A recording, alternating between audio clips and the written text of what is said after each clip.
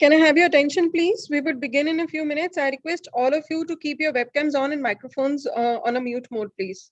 Thank you.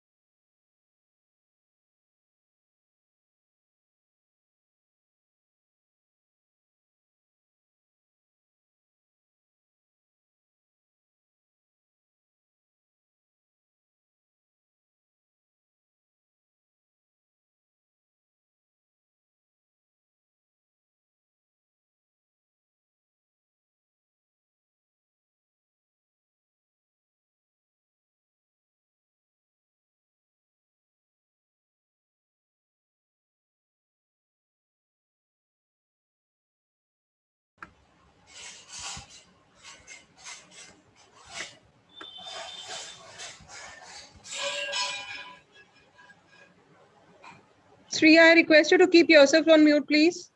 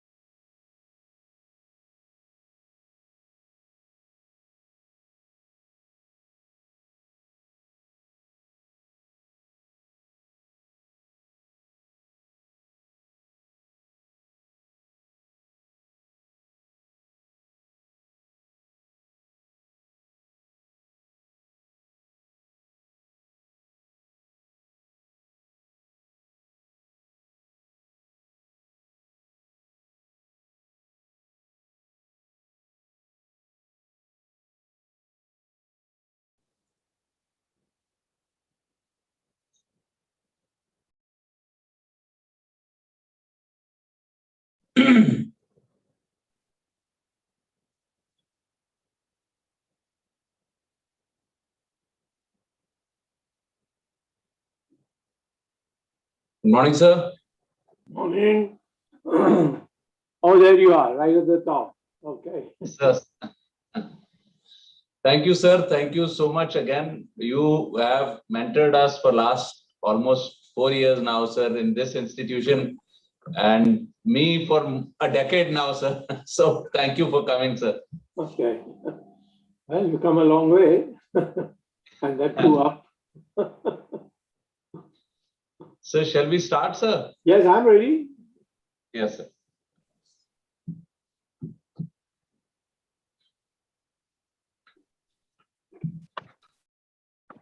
Good morning, ladies and gentlemen.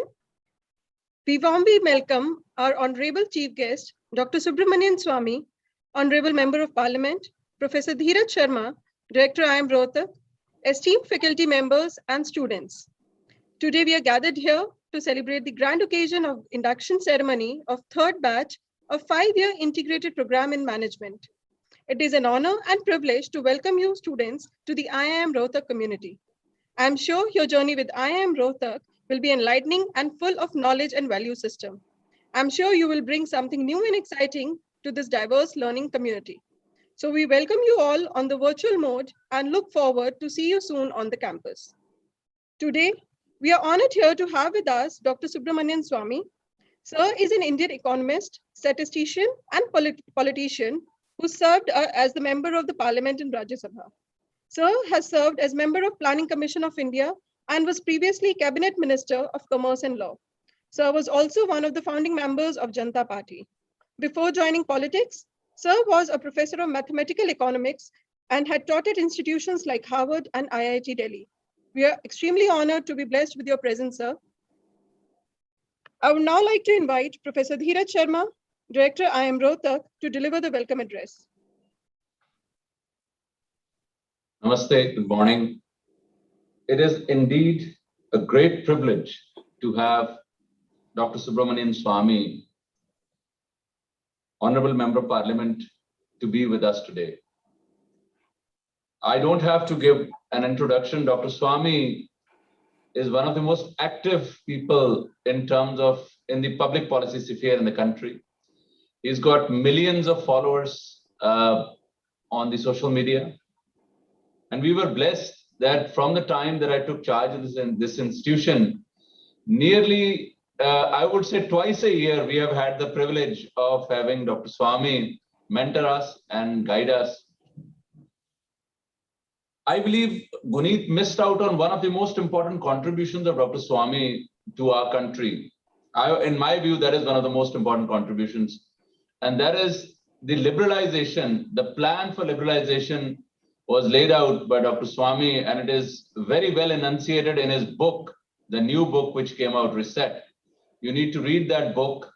It will tell you how the plan from moving from the traditional sluggish model of growth to what we are experiencing today has been well documented and supported with evidence. We are living in a society today taking benefits of some of the work which laid the foundation for the life that we're leading today during that time. Having various options in terms of what we consume, having options in terms of what we experience every day, came out of that very strategic and important policy decision as was developed by the blueprint of which was developed by Dr. Subramanian Swamy. We are grateful and privileged, sir, to have you.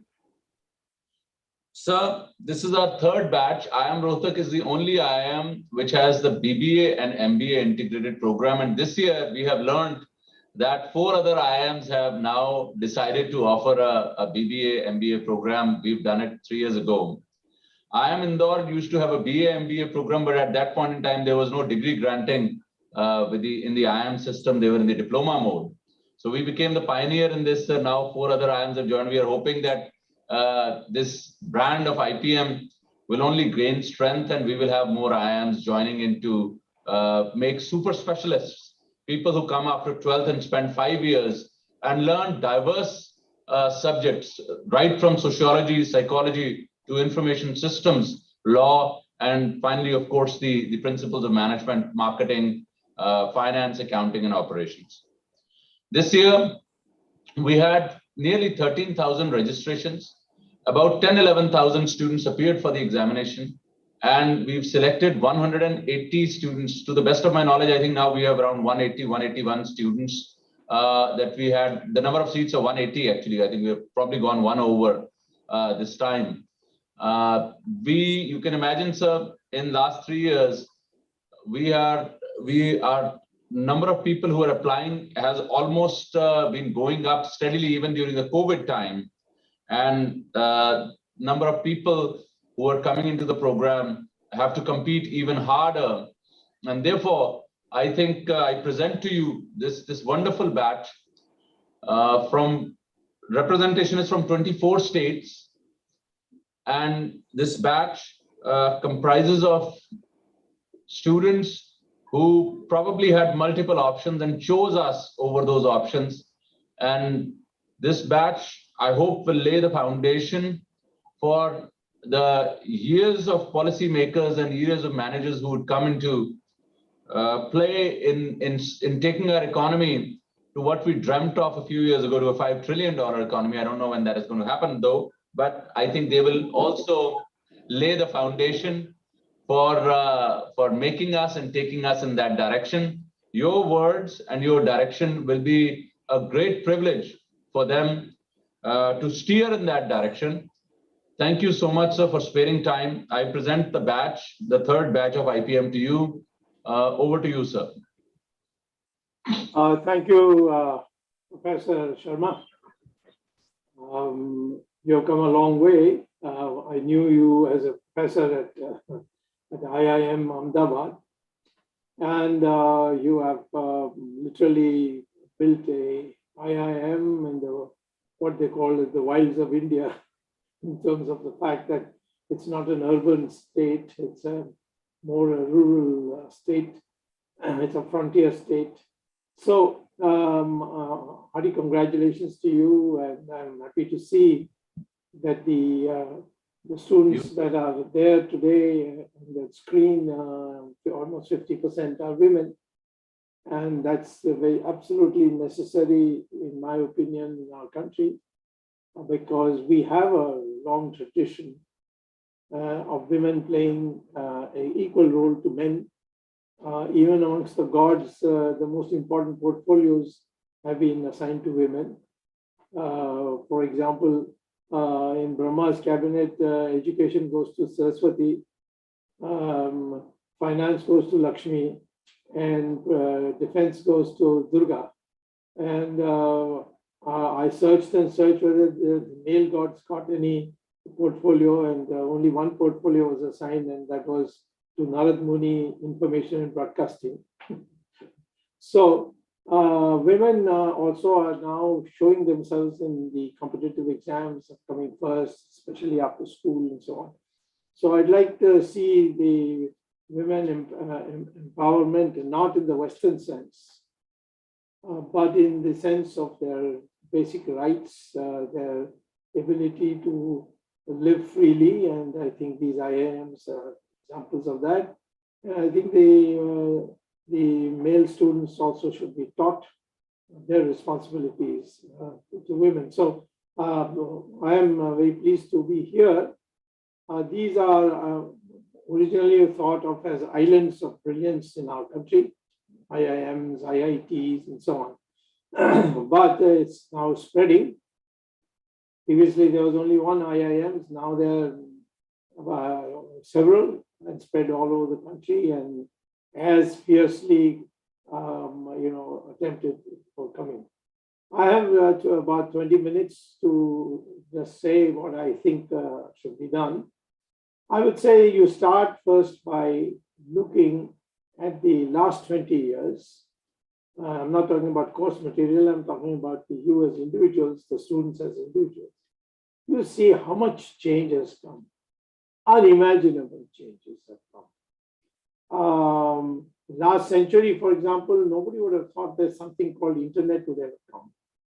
And even in 1991, internet was barely known. The concept was known in the 80s, and there were some early attempts to bring about laptop computers or tabletop computers. But really from 1991 onwards, you find so many changes have taken place. And being prepared for these changes, or being part of these changes, or the initiative of these changes, is one of the biggest challenges that the younger generation faces for the future. Because there's going to be more changes, mind-boggling changes. Take artificial intelligence. in artificial intelligence today is being regarded as the major, century level innovation. And one of the things that you will find if you go to Google and click on artificial intelligence, you'll find that the NASA, which pioneered a good part of the development, states in one of its journals, not recently, but a long time ago, about maybe 20 years ago, that the language of artificial intelligence for computers would be Sanskrit. And it was so outrageous for him that the person who wrote that article, Rick Briggs, his name was, that it's sort of buried. But now you find high schools and elite high schools in England making Sanskrit, reciting of Sanskrit shlokas compulsory, and also find that in Google, if you type St. James School, you will get the full details. The principal saying that if children recite between the ages of 6 to 11, 1 hour every day in the morning before starting of classes, Sanskrit shlokas, their brain development is superior to those who don't. I mean, something we are ashamed in India to admit. And if you say there's he's a Hindu fanatic or something like that. But the world over, Germany, United States, England, so many countries now are foreseeing this. We also contributed to calculus. But because of these foreign invasions, we couldn't, propagate it. But the calculus originated with Bhattacharya in India, went over to Leibniz, and from Leibniz, Newton took it and passed it off as his own. So many, many advances we have in the past. So this country has got that endowment. And so you look into the future and see what your problems are. And nation's problems. I mean, you become managers, you become management. There's a one easy way, like all circus animals go through. They get circus animals get regular food, a nice place to stay, everything, but they have to perform in the circus. There are no more tigers in the real sense, but obedient pussycats, grown-up pussycats. The same way, join a company, get your salary, increments every year, and finally retire with gratuity. And that is one life which the British taught for us to be the superior form of life. And now we must get out and reach a situation where we become innovators. You may be in management and not in science, but the fact is, even management is an innovation. How you manage people, how you develop people, how you promote people. In India, one of the biggest minuses I find compared to the West is we are very jealous people, and we rather see that person doesn't progress, not by you progressing more, but by pulling him to your level. And so we see mediocrity dominating in our society, has been dominating for a long time. And it's in all fields of our endeavor. That's why today the research component of our scientists within India is so limited. So we need now a new mindset, as they say. And a new mindset is something that a place like IIM can teach you. And you should have that mindset where you want to do something in which a risk is involved. A risk means failure. Failure doesn't mean you collapse. If you want to know how to deal with failure, read Bhagavad Gita. Lord Krishna tells you the difference between success and failure and how you should respond to it to be a happy person throughout. Because failure leads to success. In failure is embedded success. So that kind of mental attitude is required. And you're all the time worrying about whether you perform, and you're under parental pressure to get good grades. All that is fine. You will get good grades if you have good learning habits. If you devote your 5 years not to even a small part to enjoyment of life. You study, you take rests whenever you have studied too much, but you study, you learn, you read books of the prescribed in the course before that it is taught, then pay attention in class, imbibe it, and then later on go back home and revise what the teacher taught. To do that, then you won't have to study for exams. I have never studied during exam period. I always come at top of the class. And this reason is that before going to class, I would read what the teacher is likely to would teach, because by asking the teacher the previous time what he's going to teach, and then pay very close attention without my mind wavering here or there to what the teacher is teaching, and then come back and revise it. And then it is stuck in your mind. So these are some of the things which the IMF should be able to provide for you, because the IMF has all the other facilities. So please take your 5 years extremely seriously, but also learn to think out of the box, because once you come out, you must innovate. And all progress all over the world has come by innovation. Britain became industrial revolution, had an industrial revolution because two scientists discovered the locomotive, another scientist discovered the Bessemer blast furnace for steel. Then Americans got wireless, then they got aeroplanes. I mean, the Americans went on inventing, and finally the internet. So innovation is what makes economic development go fast, not more capital, more labor. If you just pile more capital, more, all you will get is diminishing returns. So therefore, innovation is what takes you not along the curve, but jumping up the curves, from one curve to another curve to another curve.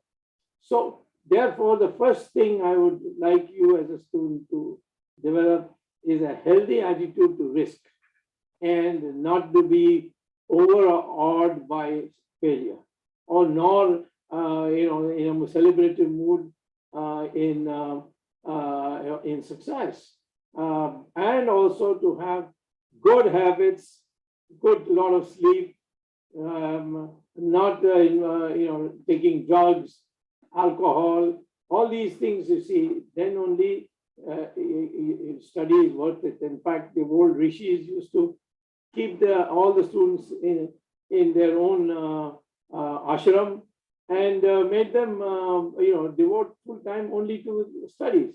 Here you get so many other attractions. Don't get attracted, because IIM is a very privileged institution, and therefore you go on that. And then you have to develop the habit of respecting other people's abilities and recognizing them and acknowledging them, instead of trying to snitch the other people's works, which is a common problem all over the world, and much more in India. And then there is something which is not yet taught, but I am of the view that any management institute should teach it. And this is the concept of multiple intelligences. We used to think that cognitive intelligence, knowing physics, mathematics, management, blah, blah, these are the things that develops intelligence. No, that's not the only thing that develops intelligence. Emotional intelligence is very important for management students, because you must know how to present your ideas. You must know how to win over in a debate with somebody else, how to address that problem, and so how to interact, how to stabilize yourself emotionally. All these things come under the category of emotional intelligence. Then is something called social intelligence, where you don't do anything which harms society. You don't have to be a slave of society. You don't have to live in a totalitarian society. But you must ensure that whatever you do doesn't harm society. Same thing with moral intelligence is another new branch that has come up, where you proceed ahead not by harming somebody, but by doing better than that person. It's a positive attitude. That means eschewing jealousies and things like that. Finally, something which today slowly we are in India accepting, but the Britishers that brainwashed us so much that we used to think it's a kind of a black magic. And that is called today in the West, and books have come out on it, called spiritual intelligence, which is that by concentrating your mind, you can get your neural, that is brain, neural Wi-Fi to connect with the cosmos. And the Brahman, as we call cosmos, is where all the knowledge is there. Past knowledge, present knowledge. I'm not interested either. So it doesn't make a difference to see that my mic and my like he's bored. Somebody? He's bored. Okay, maybe it's a cross conversation, is it? Anyway, so therefore, this this spiritual intelligence is the ultimate, and that is something that you need to develop. So I've pointed out all these major things: risk taking, respecting other people's abilities and acknowledging it, and then trying to do as well or better than them. Then the 6 intelligences regarding men and women equal in this kind of endeavor of the mind. And I would urge you all, if possible, to ask your director to provide for an optional teaching of Sanskrit after the class hours. And because that is going to be the language of the future, it's the language of artificial intelligence. It will be something which will make you into a better personality. These are the things that I would recommend for you in this coming 5 years. It is a kind of a tapasya that you have to do. It is not a place, it is not a time for enjoyment. It's not a time for taking for granted that once you've gotten here, then life is just one straight line of security. That's not life. Life is enjoyable only when there's risk taking, and there is a pleasure in risk if you know what it means to be, what failure means and what success means. Thank you very much for this opportunity to address you, and I wish you all the best. Sir,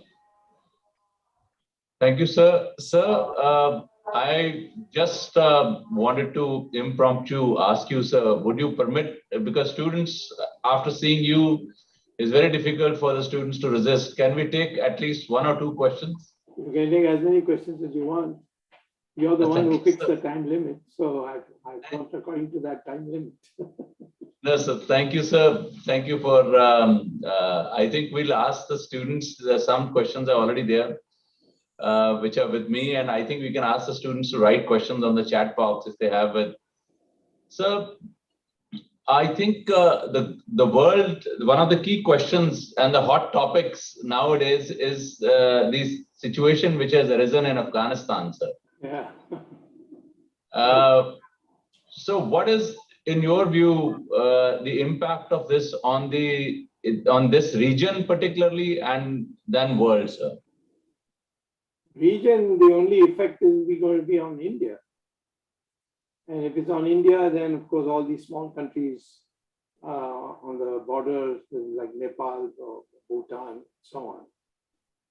It's a major ideological change that has taken place.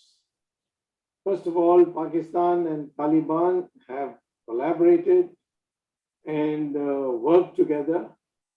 And then there are elements within the Taliban which believe in what they call is the establishment of Darul Islam. And Darul Islam means that anything else which is not Islamic according to the Quran, the Sirah and the Hadith, that has to be eliminated. Even amongst the Muslim societies, they are unhappy if you do not, following the Quran is not enough for them, but also the cultural modes laid down by Muhammad himself, Prophet Muhammad himself, that is in Sirah and Hadith, these have to be followed. So there, from that comes jihad, and that comes the place of women in society, and so on. So these are what they call as the hardline Islamic forces. And now Pakistan, Afghanistan means the entire western border of India has is now next to India. And the Americans have left them with, to start with, $85 billion worth of armory. They say they have destroyed it before sending it, but those are minor destructions that can be repaired. And so in this, a third country has come in, which is something which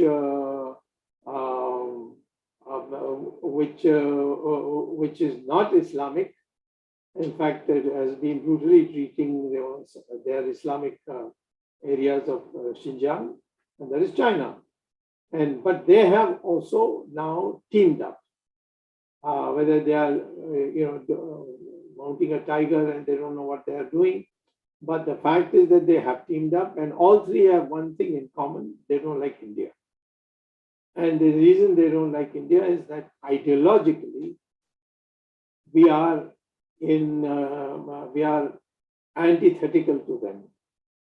In the case of China, they don't like democracy, and they think that our preaching of democracy and making it work means it has a bad influence inside China, and it would ultimately uproot communism.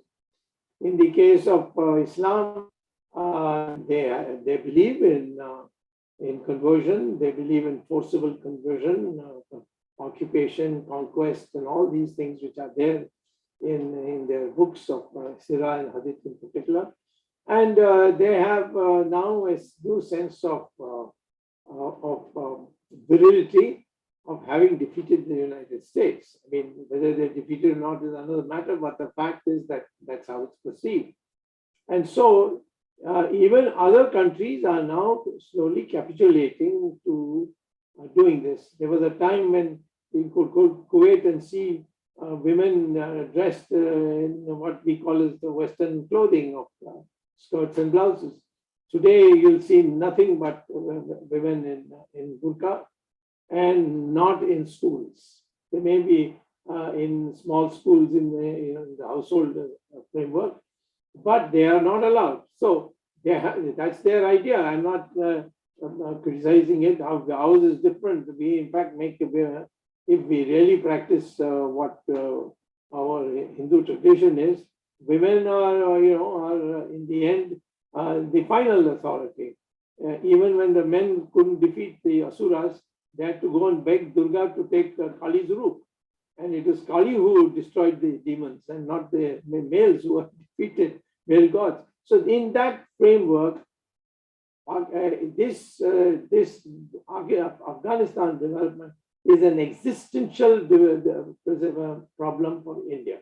It is not only the question of aggression, military aggression or occupation of territory, but it is something which means the uprooting of our traditional culture.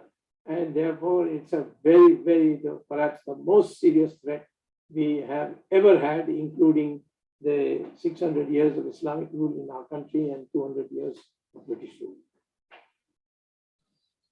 So, there is a question, sir, what is the future of India-US relations in view of what is happening? India-US relations can be good if we know how the Americans think. And you cannot know what the Americans think unless you have lived with them, which I have.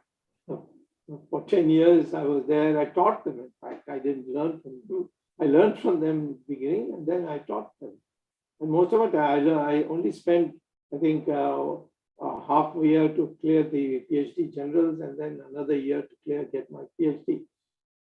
Shortest possible time. And then I became a member of the faculty, assistant professor, associate professor, and I was about to become a professor. I left for India to be a professor at IIT, a full professor at IIT, of course, at a very, very young age, and got into trouble because I went against Mrs. Gandhi's socialism. But anyway, the fact is, I know the Americans because I've been going back regularly for a month, 2 months to teach at Harvard till 2012. And the American psychology is very, very simple. If you take something from them, you must give them something. And if they give you something, then you must take something. And if you don't do, in the case if you take something and not give them something that they want, then you are a rascal. And if you give something and then not demand something in proportion, then you are an idiot. So we fall below, between a rascal and an idiot, depending on the situation. The best way to be friends with the Americans is you take what you want, you ask for what you want, but you give what they want. Otherwise, don't ask for it. We need American weapons. We can produce them, but it will take a lot of time and the threats are very immediate. And the Chinese have already occupied a lot of your territory in Ladakh, which the Chinese in 1993 said will be treated as Indian territory till the entire Ladakh and Aksai Chin area disputes are settled by discussion. What we hold, it is us on this side of the LAC, and what you hold will be on this side of the LAC, and neither of us will change it. But the Chinese have violated that, crossed across the LAC and occupied 4,000 square kilometers of your land. Now, in this situation, we can fight the Chinese without difficulty. The terrain is against them, the logistics is against them, and we can easily defeat them. After the collapse of 1962, 2 times the Chinese and Indians had a war which we didn't publicize for fear of provoking them further. One was in 1967, Nathula, where we threw the Chinese out and they had to retreat. Then the second was in 1987 in Arunachal, in Sumdunguru Valley. And there the Chinese were again driven out. And even today, the only situation where there was a conflict was in Galwan, and where for some reason the 2 countries came to the conclusion we won't use arms, only with hands and stones. And even in that, although 20 soldiers of ours died, we must have at least finished off their 40 soldiers, some say 100 soldiers, whatever. Indians are in a position, but we need weapons. We need electronic systems and so on.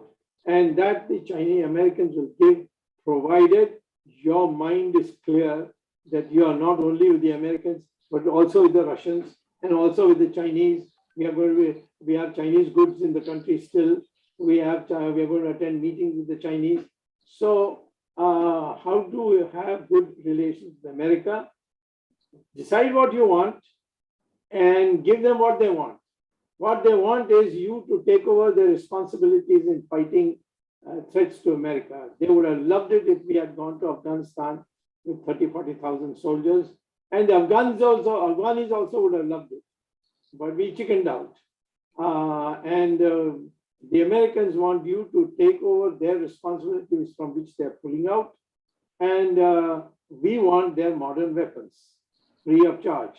Both can be done on a give and take basis. If you do that, you'll have good relations with America. Otherwise, the Americans will make an idiot out of you. So, next question. I must tell the students that Dr. Subramanian Swamy is the world's foremost authority on China, and he speaks Chinese, and he has been on several diplomatic missions with China. So the question, sir, is a very rudimentary question, that India and China were almost at par in 1970s, and China has, at least on the surface, progressed significantly. Why and what happened with India, sir? India was ahead of China up till 1750, far ahead. From the beginning of the human race till the year 1730 AD. It's there in one of my books, including in this recent book. India was far ahead of the Chinese. And then after the Mughal invasion and then the British, we did not fall below China, but became equal to China. That remained till 1947. From 1947 to 1980, both of us adopted the Soviet economic model, which failed everywhere in the world, even in the Soviet Union. In fact, there's no Soviet Union now, it's only Russia. Others have, Azerbaijan and Uzbekistan, everybody has become separate. So during the period 1980 when Deng Xiaoping took over, till 2000, these 20 years, they grew at double the rate at which India is growing. And that was done by a very interesting device that was invented with this American brain, and they gave it to the Chinese. They said that East Asia is now become prosperous. There's Japan, Korea, Hong Kong, etc., etc. They've become prosperous, and what they were selling to us, like televisions, or radios and electronics and so many other things that have become highly expensive. So what can be done is, because their labor has become expensive and you got cheap labor, you make them produce the product on its basics, and then the adding up should be done in China. So they created all these free zones, like near Hong Kong and in Guangdong province.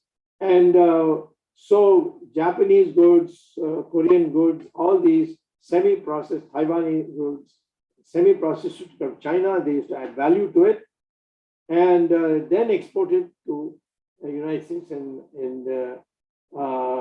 Europe. So if you look at trade data, you will find that what you will find is that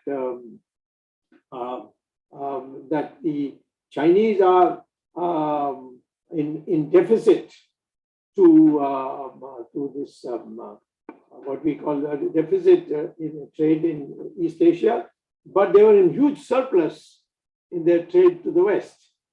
So therefore, what happens is this, that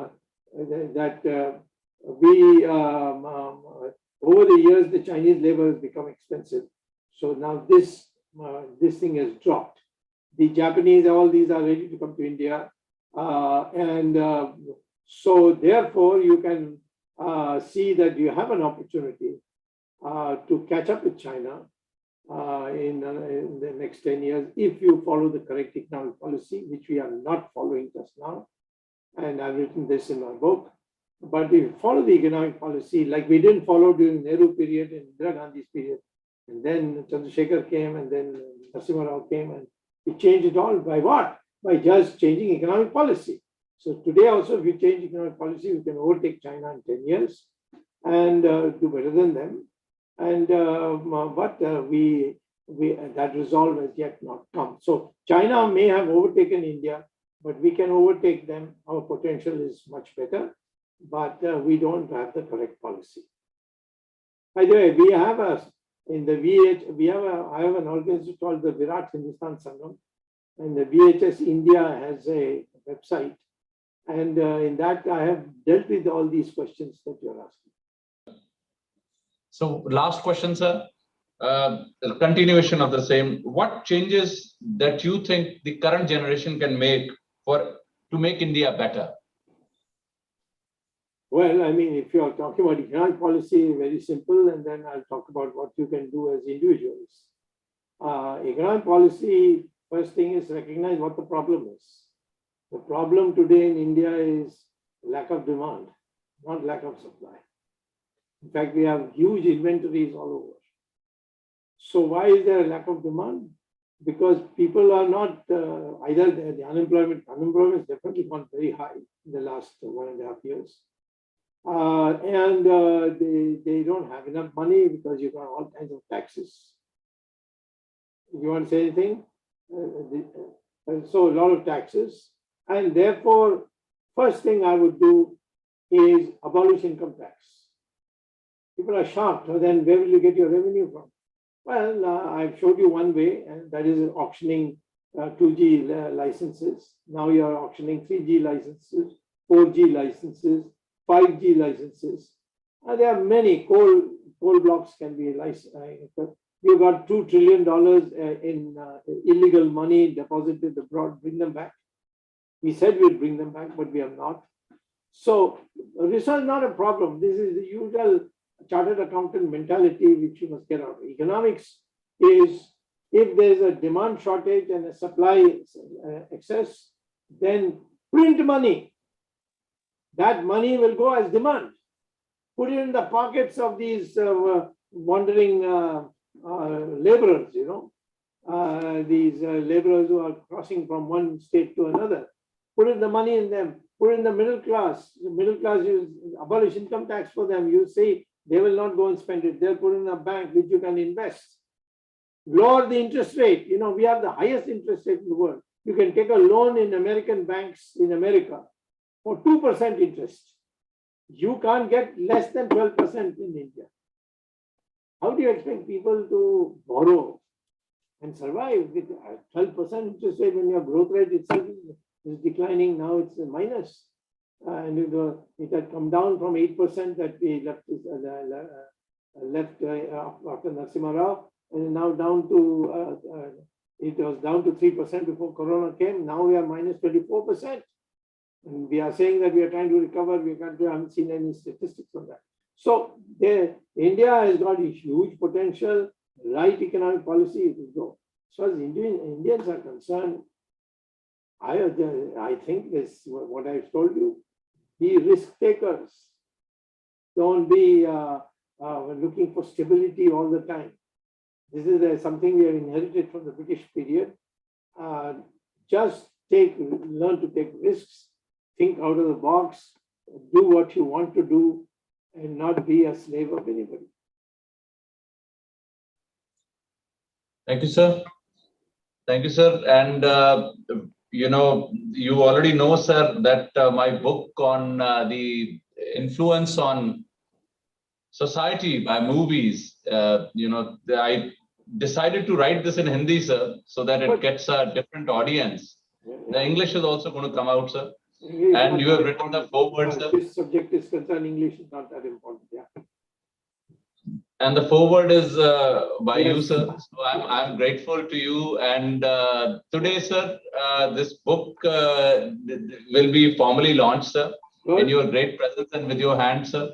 So if you will permit me, sir, then we can just show the book, and we'll digitally do it, sir. Yes, absolutely.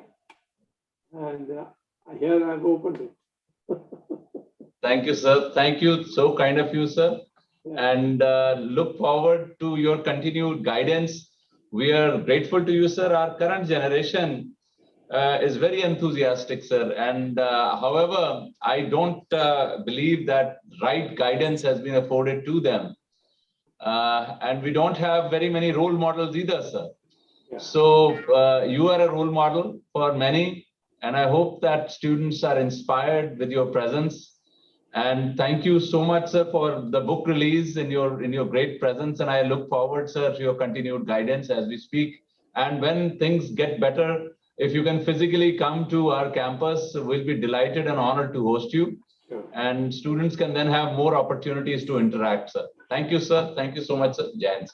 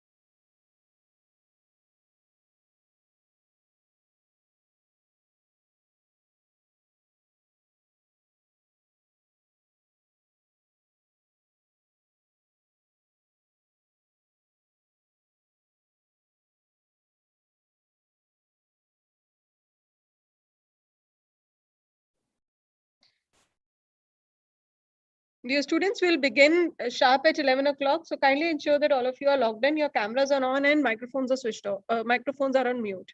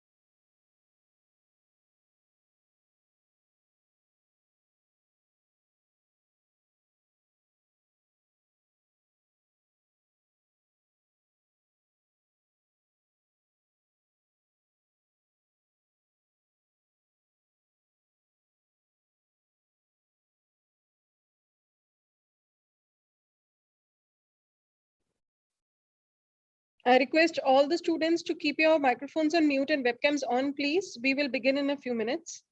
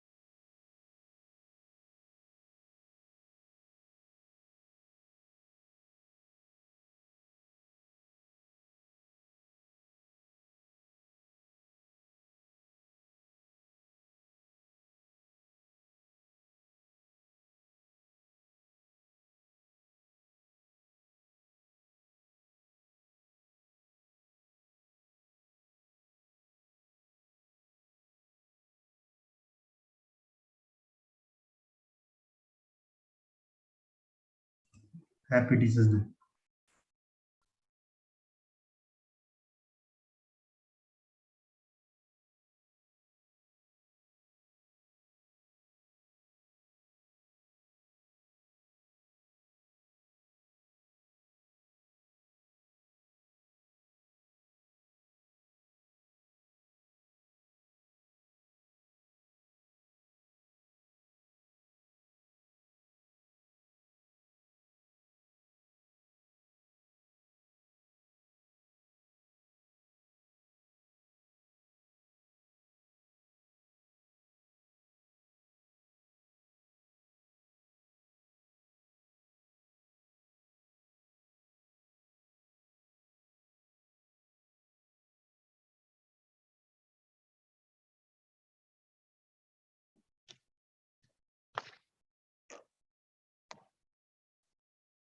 Welcome back, everyone.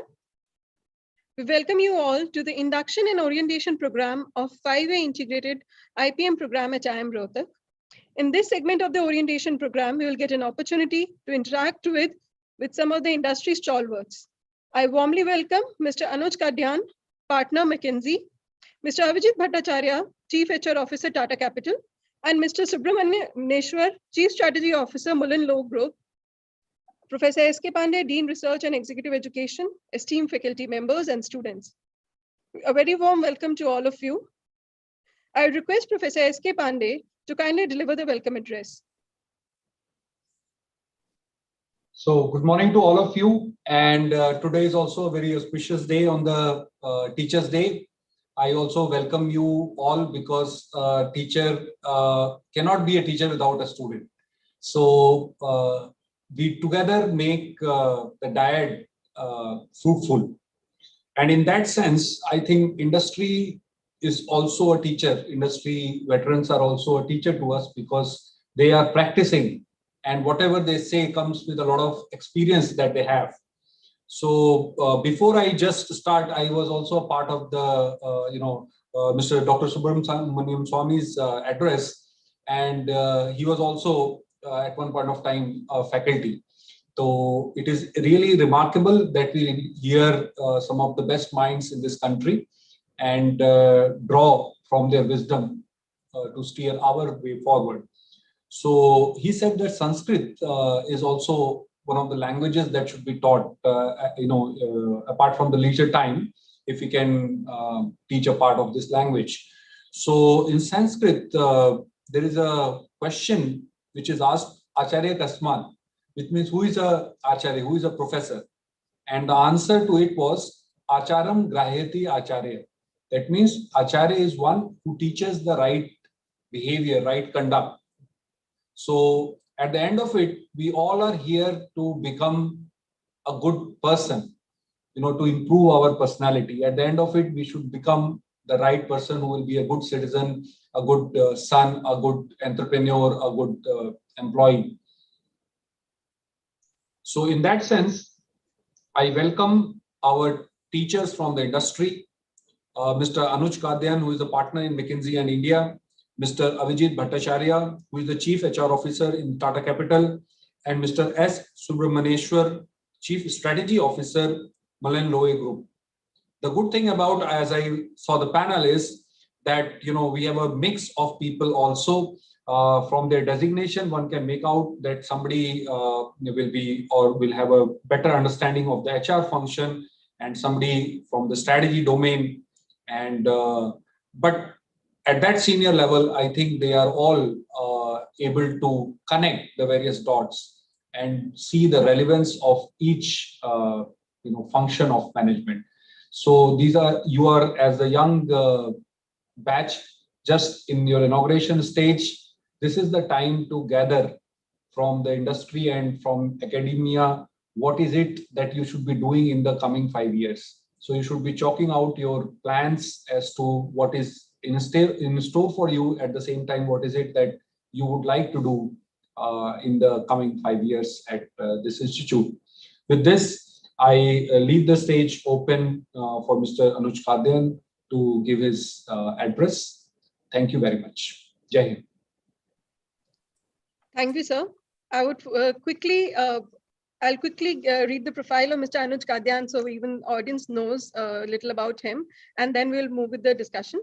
Our first speaker is Mr. Anuj Kadyan. He's the partner with McKinsey and Company and a co-leader of the TMT and digital practice. He's part of the global leadership for McKinsey work in technology services. So focuses on guiding the transformation of technology service providers and advise leading private equity companies on their technology investment decisions. After spending more than 10 years in McKinsey in Atlanta, serving clients across US and Europe, he recently moved to India to participate in India's vibrant technology and digital ecosystem. In addition to his client work, he serves as managing partner for the Gurugram office. He leads McKinsey's knowledge partnership with NASSCOM and led the recent effort on future technology services. We are really honored to have you with us, sir. Over to you. Thank you so much. And again, I'll start by saying a very happy Teachers' Day to all the teachers in the audience. I think Professor Pandey was very kind in saying that we are also teachers, but I have to say, words of appreciation will fall short for describing the impact teachers have on our lives and on our nation as a whole.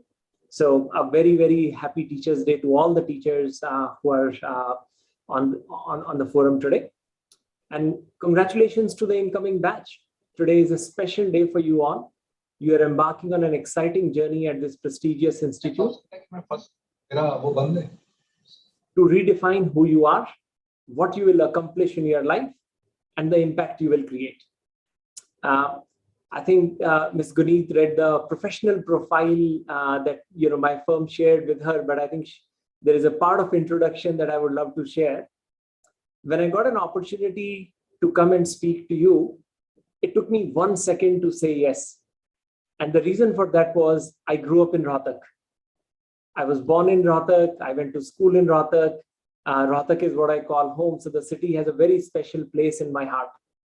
I've been away from Rohtak for a very long time. I finished my schooling and went to REC Trichy. Then I worked with Wipro and Oracle, in Bangalore, Hyderabad, and then I went to Kellogg and I was in US for a long time. And for the last 2 years now, I'm back in Gurgaon. And that's giving me a chance to reconnect back with friends and family who are still in Rohtak. My mom was a professor at the MD University in Rohtak, so I grew up in the university campus area. If you have all been there, so that's a little bit about me.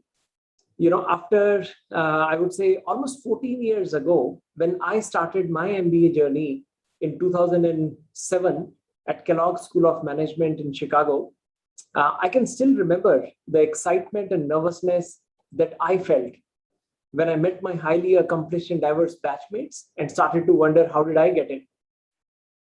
And when I was wondering about how will this new adventure unfold, how do I make the most of my time at Kellogg?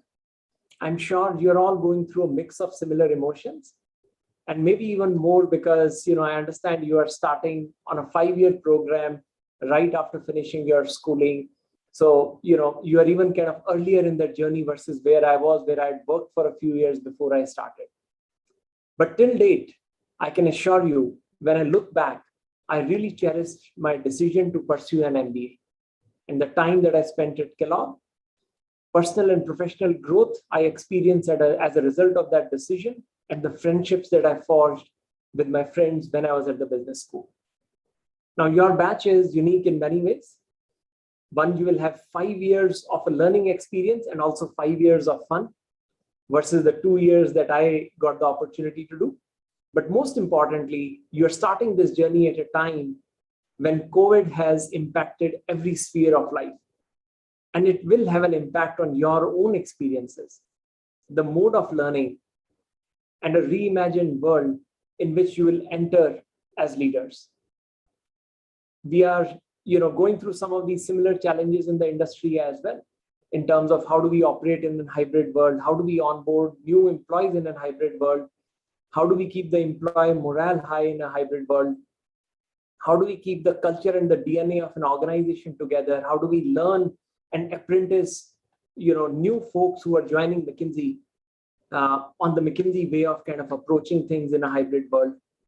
But at the same time, we are all kind of reinventing and adjusting to that, and I'm sure you will go through the similar journey.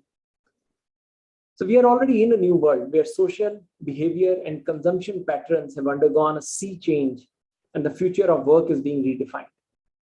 Accelerated by COVID, the pace of tech-enabled transformation in virtually every sector is higher today than it has ever been before. The tech transformations that used to take 2-5 years are now being done in 2-3 months. And this is visible across sectors, e-commerce to healthcare, to financial services, to logistics, and so on. So for you as students and for us as experienced professionals, technology exploration is now at the core of the way businesses are run today, with business models being reimagined and outstanding opportunities being created in both public and social sector. These are also exciting times for India. India is leapfrogging, enabled with VC investment and entrepreneurial zeal at an all-time high. Indian companies are aspiring for global reach and impact.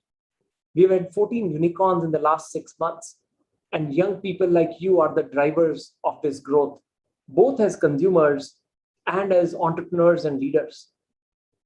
And this is what excited me to come back to India, given, I'd been out for a long time, but I was seeing the growth and the vibrancy of what was happening in India.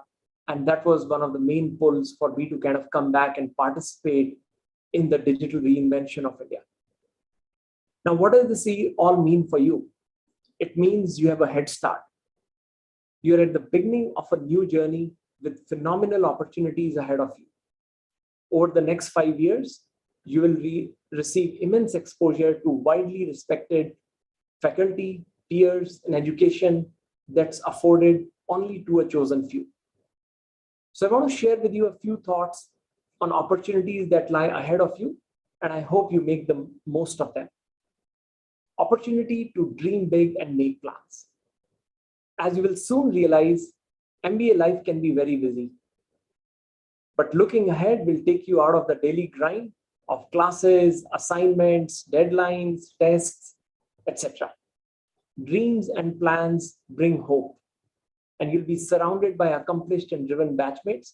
So use this opportunity to inspire each other and to dream big and make bold plans about what you want to learn while you are here, what you want to do long term, and how will you go on that journey.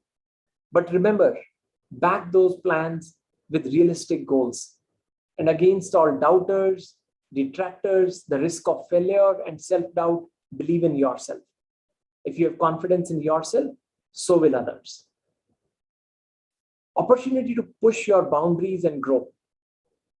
MBA offers a risk-free environment for you to push your boundaries and your comfort zone. And I'll again re-emphasize, it is a risk-free environment for you to push your boundaries and yourself out of your comfort zone. Yes, there will be tests, but you are in a very risk-free environment for the next 5 years.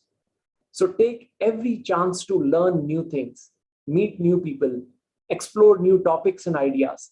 Take initiative and raise your hand to participate and lead.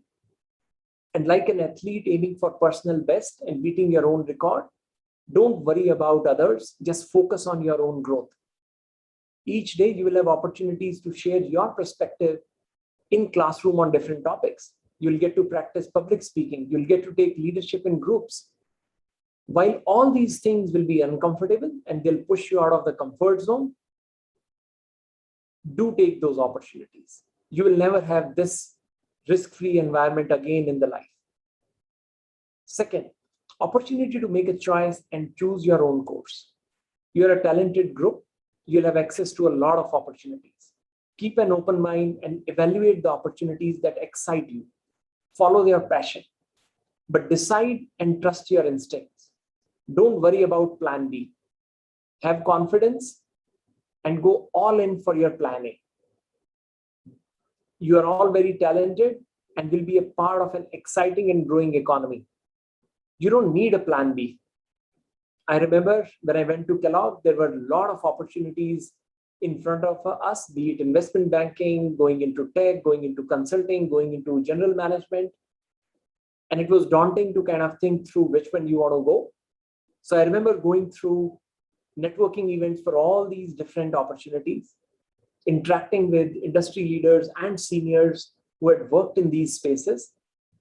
And very soon after, 2-3 months of exploration, I zeroed in on consulting as a career track that I was most excited about. And making that decision helped me really prioritize my time and focus. I remember going for the consulting club, and it was 300, and out of a class of 640, there were 350 students in that event. And I was wondering that only 10 or 20 would go to McKinsey. This sounds like a very crowded area. Is that what I want to go for? But as I went through and I realized that's the career track I wanted to be on, I made the decision and put all my energy on that. And that really helped me, right? So you have 5 years, go through that exploration journey, but then land on what you really want to do and start to invest time and energy behind that. Opportunity to lead and work in teams. These 5 years will provide you with fantastic opportunities to lead. More than anything, you are here to learn how to be better leaders, and leadership can only be learned by practice. So when the right opportunity presents itself, be it taking a lead on organizing an event or a club, etc., don't hold yourself back. Take the lead. But don't forget, teamwork is equally important. And you also must learn how to be an effective team player. I want to emphasize that part. Teamwork is equally important. Often, everything we do is in teams. And it is not just about who's the official leader of the team. Everybody on the team is a leader in their own way. How you influence, how you shape the answer, how you drive change. So being part of a team is almost more important than being a leader. Second, I want to emphasize, as leaders, learn to think about value creation from the lens of holistic impact. And what do I mean by that when I say holistic impact? Think about impact not only for your shareholders and organization, but also for your community, your nation, and for the broader world. As example, ESG goals, environment, society, and governance, or sustainability goals, they have made their way to every CEO's agenda today. So take the business imperative to heart and drive ahead with a sense of purpose and empathy. I think during COVID, we have seen this play out in real life. And I've been part of a few of these initiatives myself. In Gurgaon, when the very first wave of COVID started, we created something called as Gurgaon COVID Volunteers, which was nothing but a group of private and public sector leaders coming together to raise their hand to help Gurgaon as a city in their response to COVID. Dr. Trehan from Medanta, a part of leadership from McKinsey, the nonprofit I Am Gurgaon, and many other leaders from Renew, Deep Kalra from Make My Trip.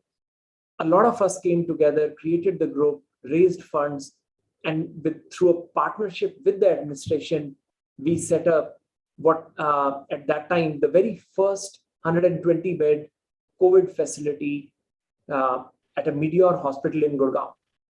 So even post wave 1, that same group has stayed active and contributed to vaccination drives, helping with the infrastructure, and so on and so forth.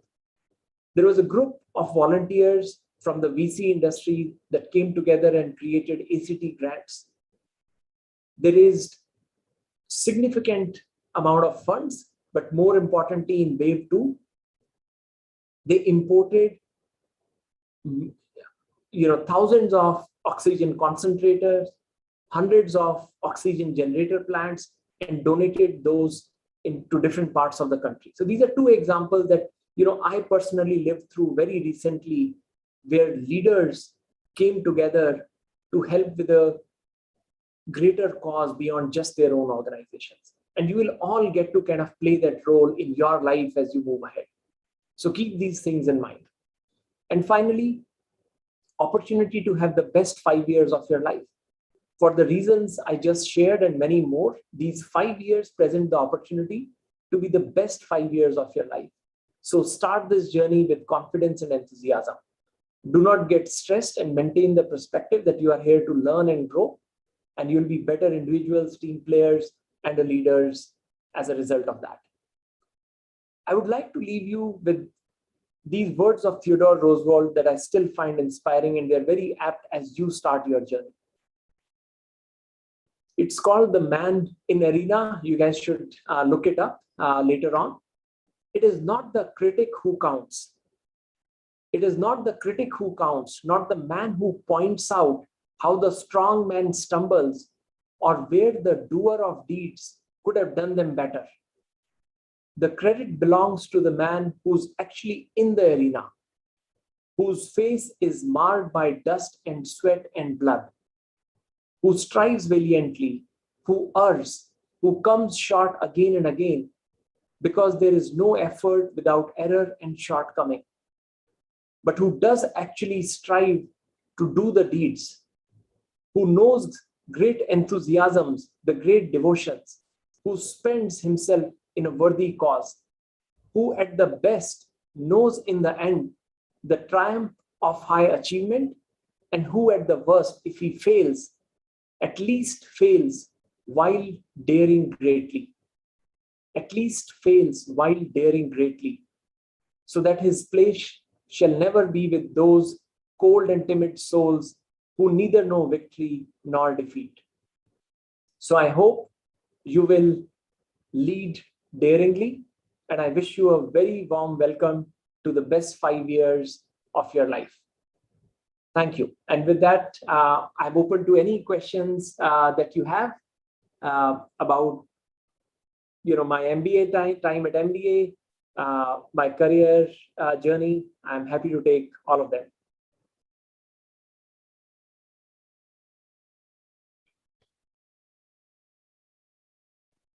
Thank you so much, sir. I request the students to kindly post your questions on the chat box. I see one question. What is your alma mater? So, I went to Model School Rohtak, then University Campus School, then REC Trichy, and then Kellogg. So these are all the institutions that are very close to my heart.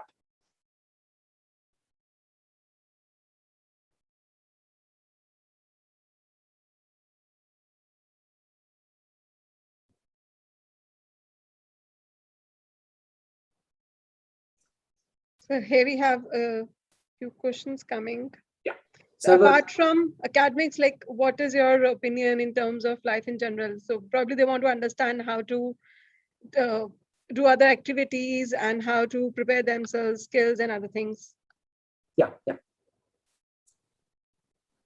Advice for life in general is a very broad question. But, I would say, to me, I think a few things, when I look back, one, I would say, focus really on kind of what drives energy and passion for you. I think, there is no goal that, and it's not about, a specific kind of a job or a specific thing. Think more about what kind of work will excite you, what will give you energy, and work towards that. And again, there will be ups and downs, right?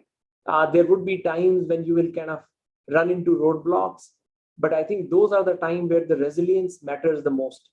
Being able to kind of pick yourself up from what might seem like a failure at that point, and then again work towards it, right?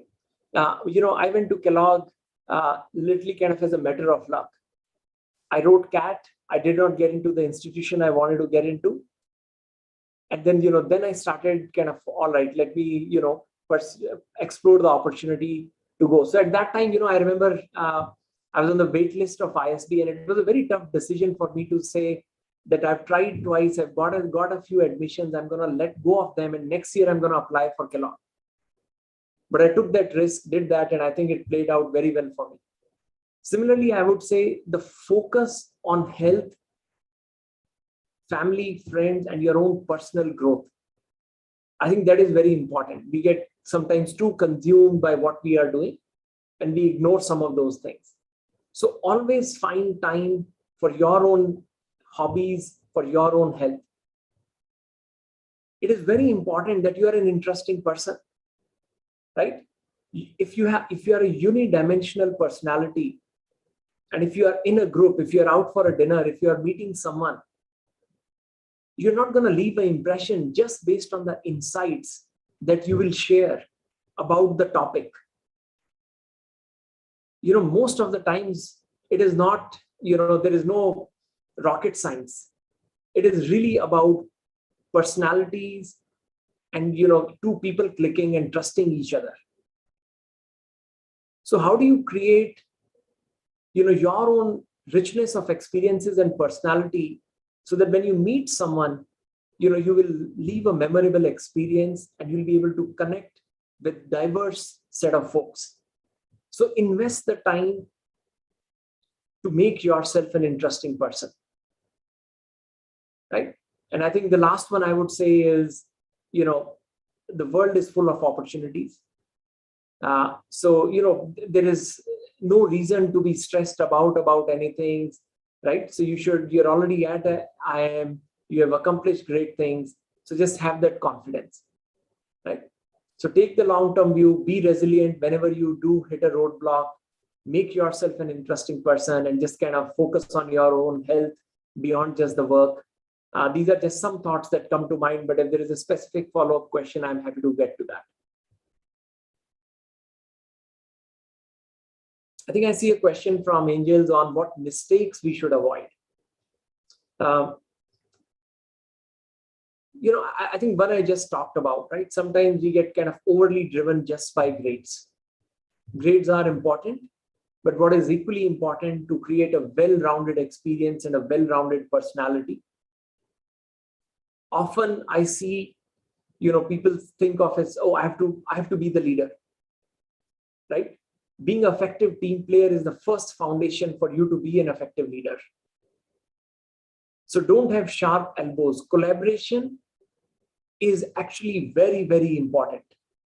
A leader who's not inspiring, a leader who's not a servant leader, a leader with the sharp elbows, will not be a successful leader. So just kind of have that perspective as you go through your journey. I think it is almost more important to be a very effective collaborator and a team player.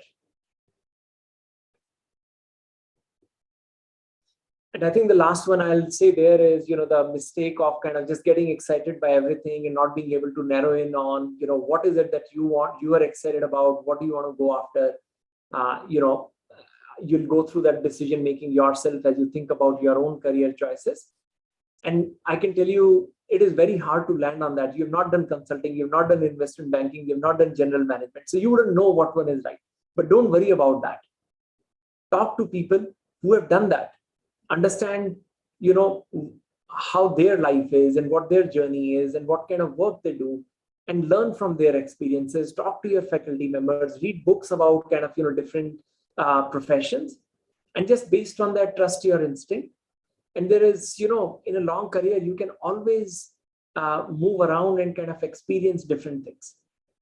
I can tell you, even after kind of being in the industry, it is still kind of often unclear on exactly what you want to do. So you'll never have that clarity. So don't worry about that. Just do kind of, what excites you, learn from that and keep moving forward. I guess there are probably very few ones who just know that this is what I'm going to do, in my life, and that's what they do. There'll always be new things that will come on the horizon, new opportunities, exciting things. And sometimes you will take the leap of faith and go after that. And in a lot of ways, that renewal that you go through is actually pretty exciting. Even if you don't end up kind of, doing that for a very long time, you will learn new skills and you will build new experiences.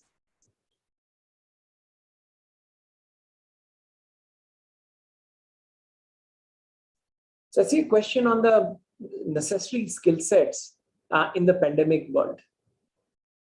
I think to me, it is, some even very tactical ones, right? How do you lead and collaborate in a pandemic world is like the basics of, what you are doing. Like, yes, there could be skills around, in the pandemic world, like everything around e-commerce and technology and digital. And, there are skills around those that you could be learning and that will make you very relevant. But from a day-to-day point of view, we as McKinsey, we take a lot of pride in kind of having a very apprenticeship model where everyone works in the teams and there is a lot of focus on mentoring and coaching, right? And the fun of McKinsey is in the team room, where the teams work together on a interesting problem. And now we are trying to figure out how to maintain the magic in a hybrid world. And when I say the magic, it is how do we kind of take time out of just the meetings to connect with each other, coach each other, and build that kind of bond of friendship with each other, not just within McKinsey, but also with clients. So I think, as students, I think, it'll be good for you to learn how to be an effective participant, effective team player, effective leader in a hybrid world. How do you influence someone on a change management kind of a topic in a hybrid world? How do you connect with someone and form those deep relationships in a hybrid world? I think those are some of the basics, that all of us have to learn. And often, you'll see the word, the water cooler kind of a movement, right? So in any organization, the water cooler or the cafeteria is where the culture and the DNA of the organization comes to life. So how do you create water cooler moments in a hybrid world?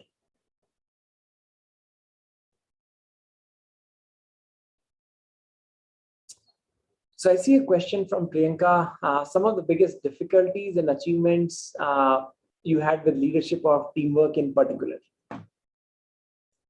I think, what I found challenging was at the start of my career, I started my first kind of role in US with McKinsey. As a summer associate, then as an associate, and I was all of a sudden, I grew up in India. I never stepped kind of foot outside of India till I went to Kellogg, and here I was all of a sudden in a very different corporate and a cultural environment where I had to be part of a team and lead, and not just within McKinsey team but also with the client team. I think that is where I felt like I was challenged the most in terms of stepping out of my comfort zone. And it was largely around me not holding myself back, right? To kind of act and behave in a certain way, right? I had to kind of slowly go through the journey to build that confidence that, I got to bring the uniqueness of Anush to the table, and that's good enough. I don't have to kind of, be a certain way. And a lot of time it is about just engaging. You have great ideas, you have great thoughts, but often we'll hold ourselves back. So how do you speak up in problem solving internally with the clients, ask questions, share your ideas? Those were all the things that I had to kind of overcome at the start. I was great at analytics and kind of doing the work that I was doing, but every time I had to kind of lead the discussions or go on my own to kind of build the lead discussions with the clients and all that at the start of the career, it always caused anxiety and stress. So I think that was one. Second, I would say, in McKinsey, we have very global and very diverse team. I remember as a leader, I was doing something in Europe where I had team members from Serbia, from Copenhagen, from Germany, from US, from India, and it was a really diverse team, including the client team that I was leading, which, it was again a new culture for me. So that again was something where, it was my first leadership assignment as an engagement manager, and it was a very diverse team. And largely, I think, I learned that how do we bring the teams together informally and culturally and kind of create that bonding so that it can be a risk-free environment for everyone. And that created the unlock. Right? So that's another example. And again, it goes back to, when it comes to leadership, it's not about just intellectual ideas. It is really about all the soft stuff. So over the 5 years, when you go through your courses, yes, learn about finance and supply chain and accounting and marketing, but do not underestimate the value of teamwork, leadership, negotiations, culture, or behavior, all those soft courses as we call them. All the alums who came to Kellogg, and when they talked about what they could have done differently, they all emphasized that I wish I had invested more time in the soft skills courses. So, that thing really, those skills really matter. So make sure you invest the time, and not just in the classroom, but also practicing that outside the classroom. When you create groups for your assignment, groups for your coursework, etc.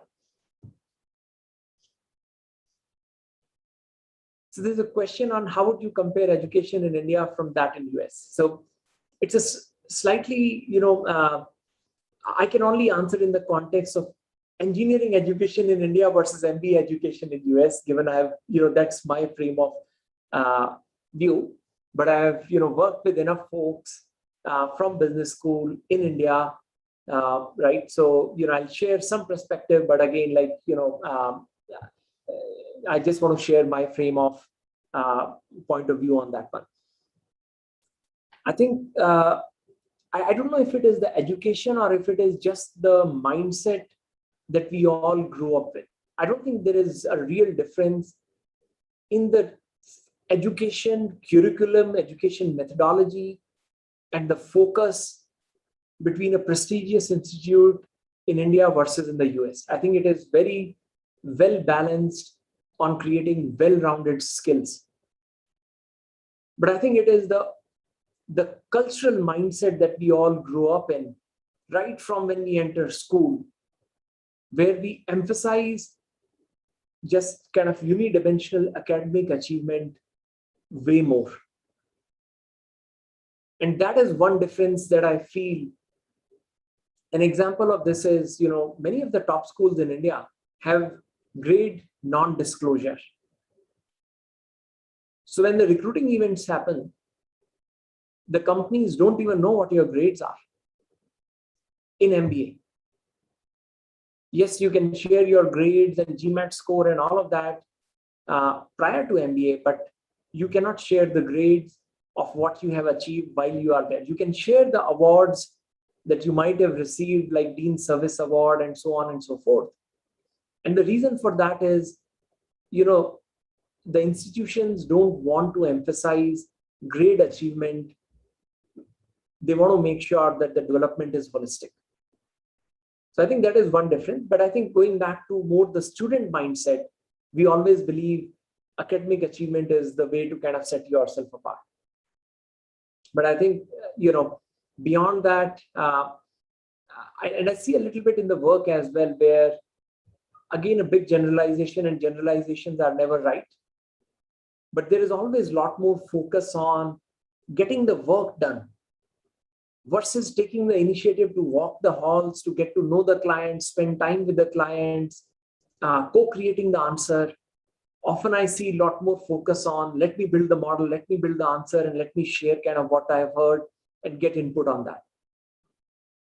So I think those are some things where, again, I go back to mainly, yes, academic achievement and learning is the core foundation, but at the same time, it should not come at the cost of a well-rounded development.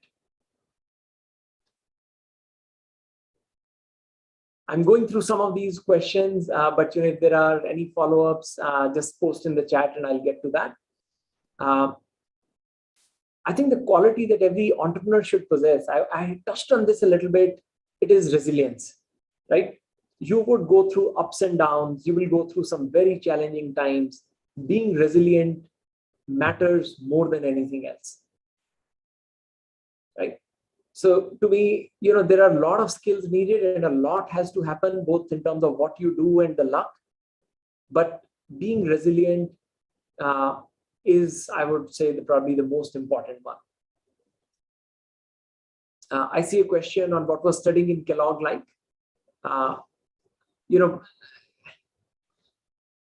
It was a pretty special experience for me, given, I went from India and it was a very, very diverse experience culturally. It was a new education system. But to me, what was really different there was the diversity of the classmates that I had. That was what kind of really excited me the most. Very accomplished and very diverse set of classmates, not just from a, geography point of view, but also really kind of, their own experiences and the journeys that they had all gone through.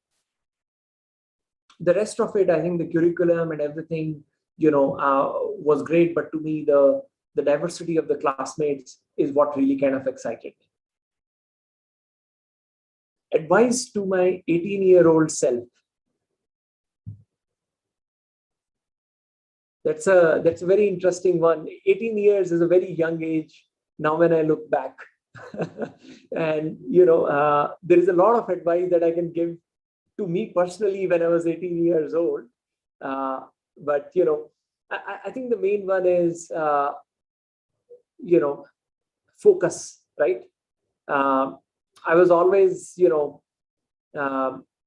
very distracted, doing too many things and all that, and kind of,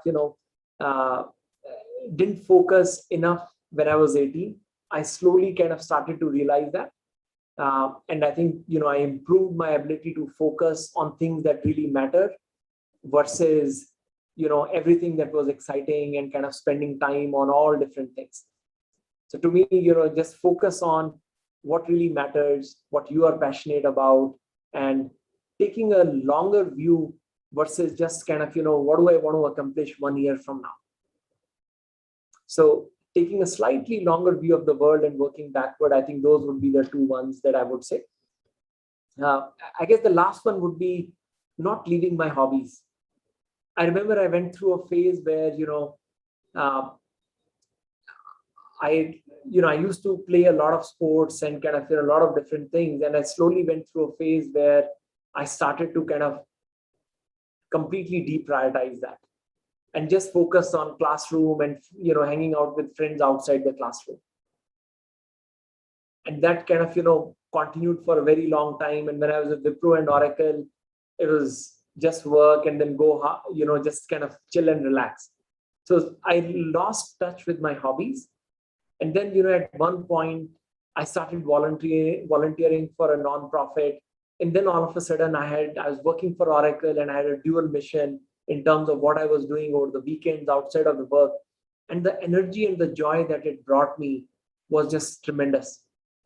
And from that point on, I kind of started to again bring back my own hobbies, my own interests back into how I was balancing what I was trying to do at that point in my life, be it studying or working, while kind of continuing with my hobbies.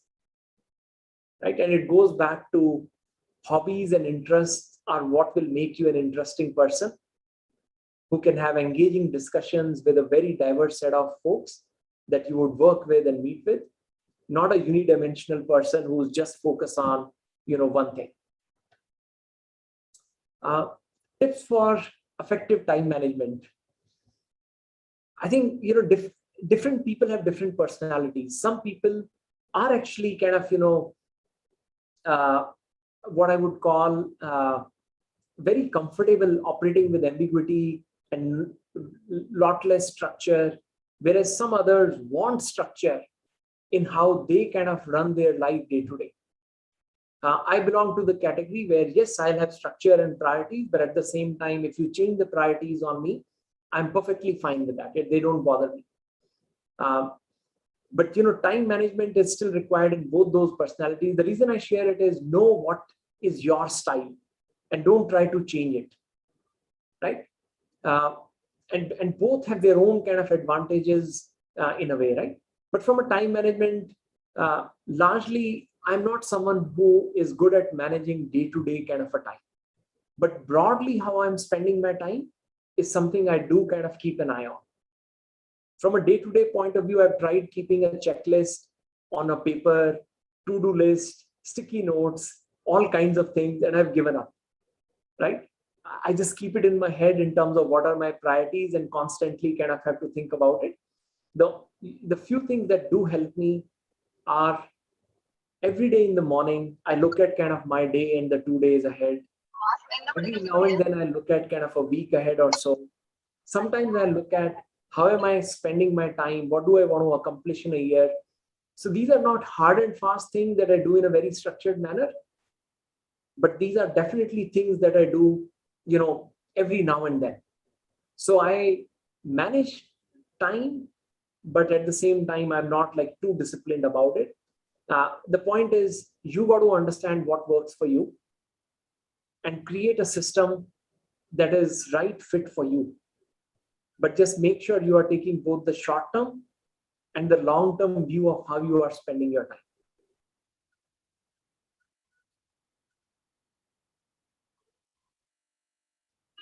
So I think there's a question on, MBA from abroad. To me, you're just starting your journey. You should focus on kind of going through the experience, work in the industry, and that experience combined with what you would learn, and then you can think about that question again, right? Now is not the right time to think about it. You're going to go through a very exciting journey, apply that in the industry, and then see if there are any areas where you want to kind of invest based on that. I know I'm at the top of my time, so maybe I'll pause here. I know there are a lot of questions, but I know there's 11:45, there's next speaker. So maybe Ms. Guneet, back to you.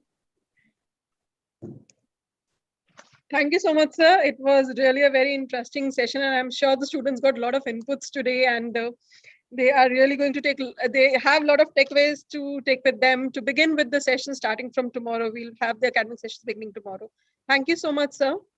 Thank you so much. Thank you for inviting me, and thank you for all the questions. And again, best of luck to you all. Thank you. So now we have with us the next speaker, Mr. Avijit Bhattacharya. Sir is the Chief HR Officer with Tata Capital. Prior to this role, Sir was founding CEO of Tata Cleantech Capital and CEO Tata Securities Limited. He still continues to be on the board of Tata Securities. In an early part of his career, Sir has held positions in Tata Motors in the passenger car business, handling strategy and corporate finance, and mergers and acquisitions. He has a vast experience with Tata Group of over 25 years and has worked at various assignments in the areas of automotive and financial services. We are really honored and blessed to have you, sir, with us. Now, I would quickly pass the platform to you and would request you to please deliver the talk. Thank you, Gunit.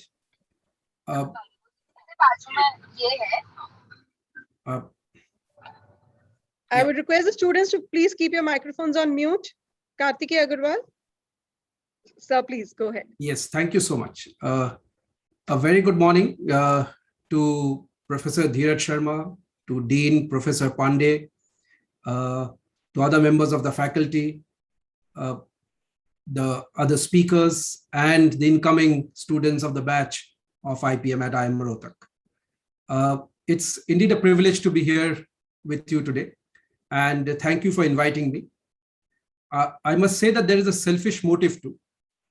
Being an IIM alumni, I always try to find out some reason to be connected with the larger IIM fraternity. And whenever I get an opportunity, I usually do not let it go. So here I am, and I also had the the good fortune of hearing Dr. Subramanian Swamy and Anuj just before me. So a lot of thoughts already exchanged with you, and I will try to see what I can add from my journey of the last 25 years. Being September 5th, it's Teachers' Day, and I begin by wishing each and every member of the IIM Rohtak faculty a very happy Teachers' Day.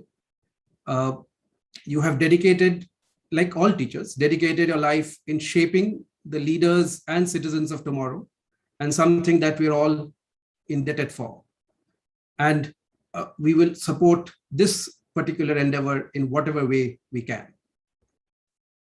Second, congratulations to each one of you, all the 181 of you, for being selected to the IPM program at IIM Rohtak. It's no mean achievement, and it's something that you should be rightfully proud of. And this, as Anuj mentioned, is the beginning of a very exciting part or exciting leg of your academic journey, something that will actually lay the foundation for many years to come. In fact, as I said, a lot has been spoken, and I was going through some of the questions. So there was one very interesting question from Kshitij as to why do media and political people have a bookshelf in the background? And well, I'm a corporate manager, and I too have a bookshelf in my background. So it's not just restricted to media and politics. It's probably a reflection of an era of an earlier generation where there were physical books. Today, most books are on a Kindle account or on a laptops. So the need of a bookshelf isn't there. Maybe when you are 25 years down the line, you may be having something very different on your backgrounds. So as I said, it just shows that you, maybe all 18, 19-year-olds, are stepping into a world which is very different from the world that I had stepped into 25 years ago. And with that, what I feel is that the best way to communicate is not just talking to you.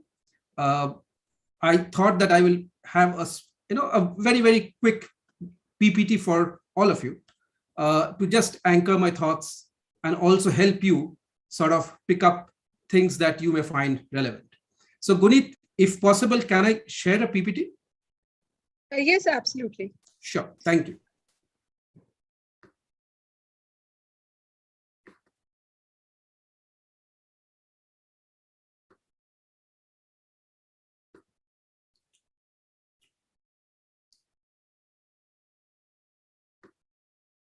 Is this visible? Yes, sir, it's visible, sir. Sure. So, all of you are here to prepare yourself for a life in the world of business. And we heard about how the business world or the world in general is changing from Anuj as well as from Dr. Swamy. So I will start with that of the transforming business landscape. You may have seen it, but it will just help us put some context to the world around us and the world that is going to come. So let me start with some really, a timeline many, many years ago, which is 1917. If you see these names on the screen, these are the largest companies, the 10 largest companies a century ago. These were, and if you notice the names, they were steel companies, rubber, commodity companies, oil companies, food processing companies, meat packaging companies. This is what constituted the largest businesses 100 years ago. Jump 50 years, we started to see automobiles coming in, telecom, telephony coming in, more oil coming in, because that is when cars started coming into the picture, aircraft started coming into the picture, electricity, all this started getting used in a very, very large manner. So these were the next 50 years, this is what happened. And if you see, some of the names are still there. But what happens in another 50 years, which is 2017? It's a very different scenario. I know you have right on the top of the stack is Apple, names we are all familiar with. Alphabet, which is nothing but Google. Microsoft, Amazon, Facebook. Now, these are many familiar names, but there are still some names which are the oil companies, the banking companies, some of the pharmaceutical and FMCG companies, and an investment company, which is Berkshire Hathaway. So if you see in the last, every 50-year cycle, the world of business has transformed and transformed quite dramatically, because what was relevant a few years ago actually becomes irrelevant. And if I look at 2021, in this whole stack, these are all the names that are the largest companies today in the world. Included in that are companies like Tesla and some Chinese companies like Tencent and Alibaba. Now, obviously, there are some challenges that those companies are facing in their home country, but they still had very large, both in size, in terms of customer base, and in terms of valuation. There is only one oil company, which is the Saudi-based Aramco, and Berkshire Hathaway, which is the investment company of Warren Buffett, if you have heard of the name. If not, I'm sure by the end of 5 years, you will know of these names. So this is how the whole landscape has changed. Not only have the companies become bigger, they've all are in the space of technology. And this is what was alluded to even by Dr. Swami and Anuj. So it's no new knowledge, but it just gives a perspective of how the world is changing. And this is the world that all of us are going to be there in the future, especially you, who is going to look at another 30 to 40 years of working life in this particular business landscape. And what is driving this change? Obviously, we are a large population globally. We are almost 8 billion, of which 67% have a mobile. Even in India, the penetration of mobile is very large, and you all know it. It's not any new knowledge for you. Along with mobile penetration, the internet usage has shot up, especially during the pandemic, because without internet, most of us would have been stranded. We would not have anywhere to go. So that itself is at around 60%. This data that you see is as of Jan 2021. So it is not too old. It is quite recent.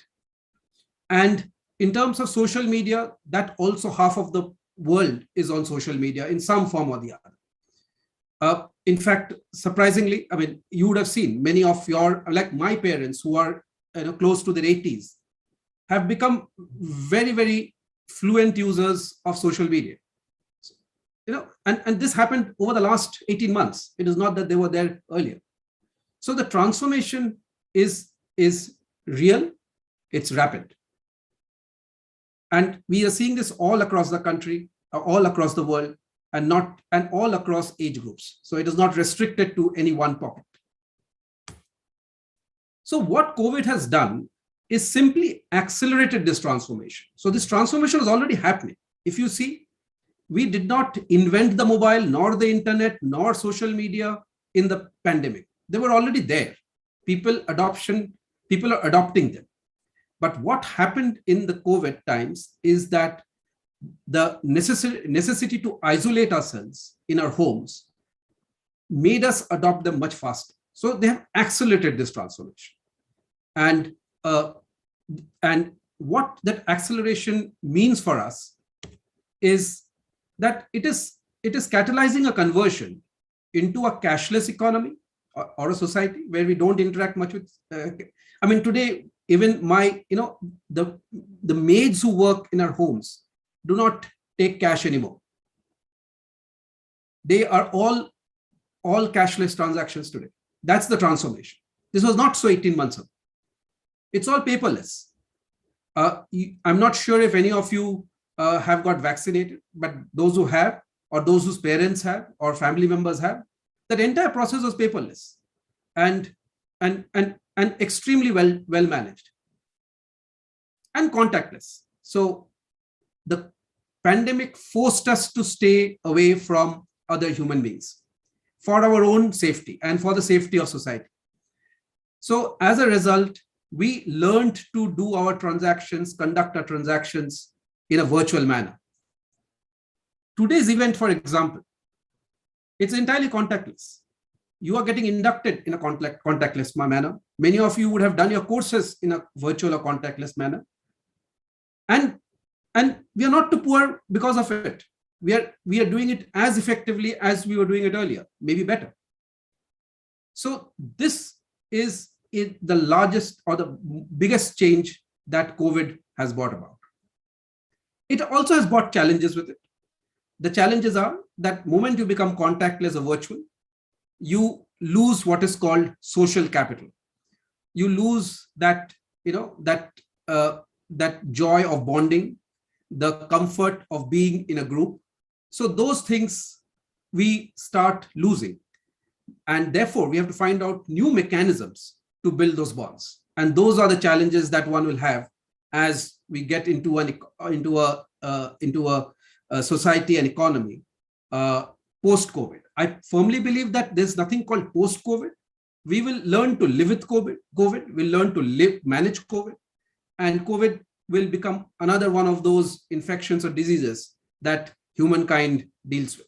So that's how the future will look like, but it will be extremely automated. As I said, cashless, paperless, and contactless. And what does this mean for us? This has opened up the world for us. How? I mean, today, I don't need to reach out to my, the music expert across the street for my guitar lessons. I can get the best guy in Goa to teach me guitar.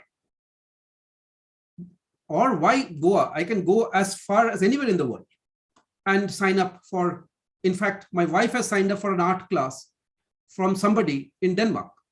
Now, I don't think she would have ever imagined of doing something like that earlier. So the world has opened up and we have opened ourselves to the world. So it's vice versa.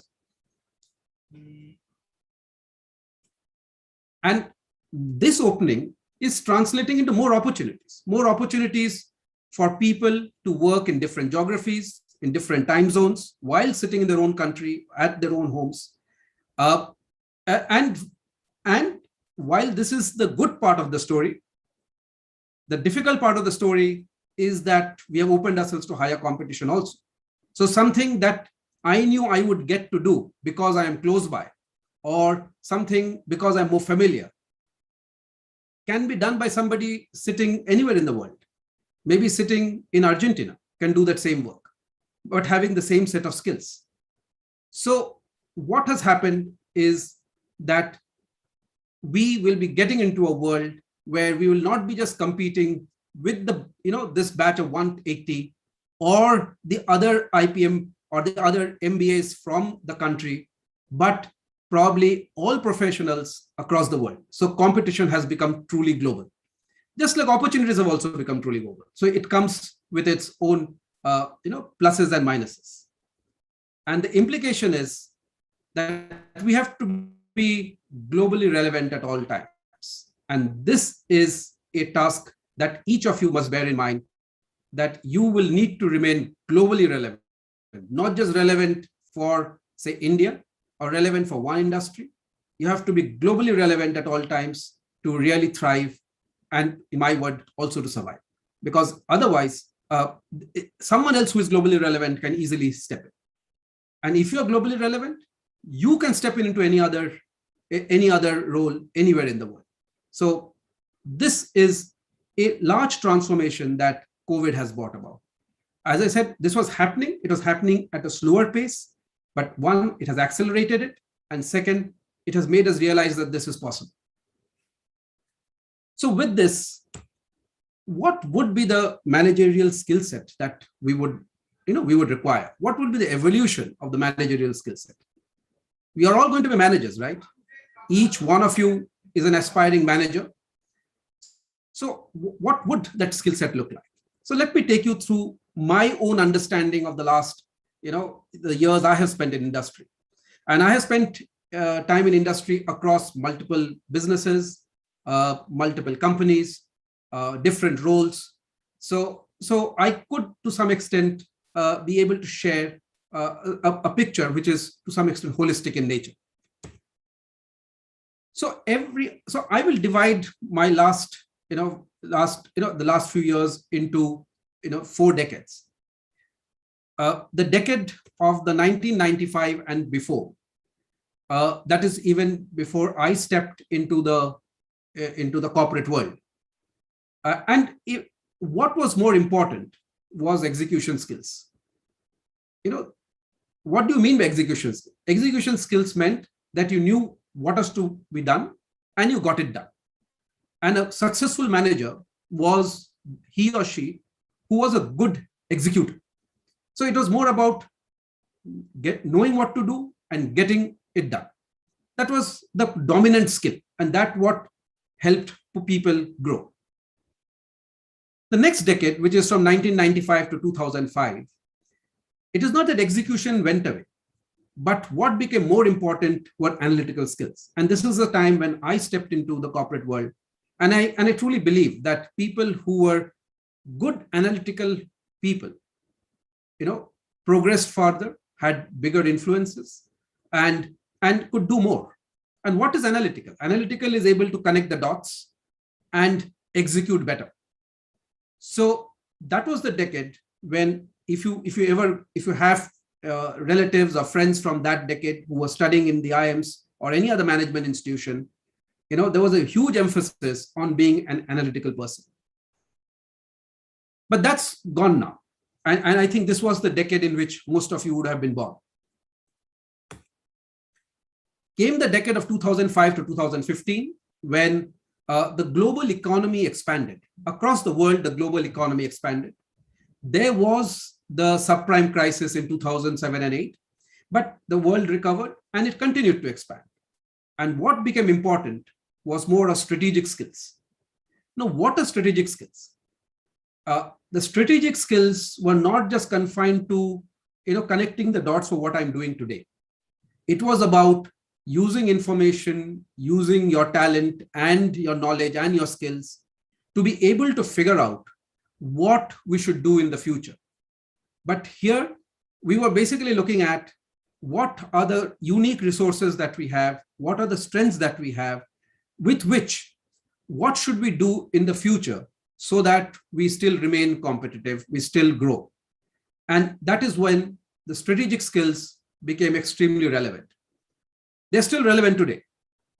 So, but obviously with the penetration of technology, with the penetration of different, what we just saw in the previous slides, the next decade from 2015 onwards, and probably it is going to last even longer, entrepreneurial skills have taken center stage. Dr. Swami talked about innovation. This is the place where innovation really comes into play. And the difference between strategic and entrepreneurial skills is that in entrepreneurial skill, one looks for new opportunities, and not just related to what you're doing, but absolutely new, and goes and tries to capitalize on that. So if you look at the last 5 to 10 years, there has been a flurry of startups, many successful, some even overvaluing large established companies of the earlier decade. Why? Because that is what has become the key dominant skill for all managers, all leaders, to basically thrive and survive in the world. So this is how the stack or the skill stack has moved over the last, in my view, over the last 30 to 40 years. But one thing, another skill which has kept on moving along with this are the people skills. Again, Dr. Swami had referred to this, and this is a key skill that each of you, and Anuj also talked about it, about soft skills. So this is something that you need to pay specific attention to. In our days in the IIMs, this was not something that was considered to be very important. It was considered that, okay, we'll manage it. But let me tell you, this is what makes the difference. So people skills in the execution, one required it, but it was more command and control. You told a person what to do and he or she did it. In the second, it became even more important because one had to communicate your analysis and convince people of what you're telling is right. So it required, skills to convince, skills to negotiate.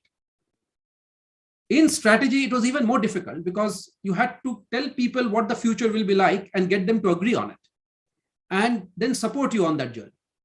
So the people skills became even more dominant or even more important. And today, once you're an entrepreneur, or once an entrepreneurial manager, people skills become paramount importance. Because not only have you to get them to agree on a future, here they will be risking their lives, their careers, their well-being along with you. So you're asking more of people, of other people to join you in your journey. So the people skills over time have just become more and more important. So for all of you, you have a lot of skills to acquire. You need to know execution skills. You need to be analytical. You need to be strategic. And above all, you now need to be also entrepreneurial, because it is not that you can ignore the other three and just become entrepreneurial. It doesn't happen. It builds over the other. And at the same time, you also need to acquire people skills to prosper in the business world that you are planning to enter 5 years down the line. I'm sure this will change or the boxes will become bigger in the next 5 years by the time you are set to graduate. But the direction is what this chart points you towards. So let me now come to more specific about each one of you as to what will make a successful manager. And Dr. Swami, then Anuj mentioned this in their talks, and I have brought together a few things that I feel because I have actually started up companies within the Tata Group, and they didn't exist before they were started, obviously. And I've also seen friends and colleagues, start their own companies, and this is drawn out of those learnings for you to just mull over, reflect upon, and draw your learnings. First is be curious about the world around you. We get very mired in the fact that we have to get a grades, we have to mug up our books. This is the coursework, these are the handouts, and we kind of shut out the world around us in this journey of graduation, both your journey from now till you become an MBA. Don't lose your curiosity. Be curious. It will give you an idea of what is happening around the world. And yes, I saw some of the questions on geopolitics in Dr. Swami's presentation.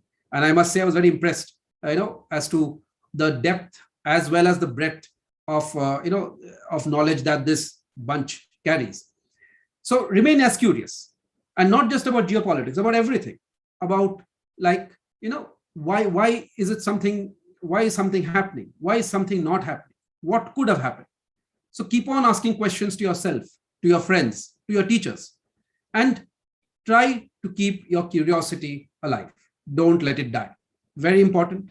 First learning that I'd like to share. Once you're curious, you will obviously discover problems and desires of people around you. Deeply care about some real life problem or desire. We kind of run through life without really, picking up what we really care about. We all care about something, but we keep it aside. We say that, no, this is not the time now. I will come back and do this. But we each inherently are drawn towards some real life problem or some desire. If you are drawn towards it, care about it. If you have not yet felt that passion, discover it. This 5 years are the time in which you'll be able to do that.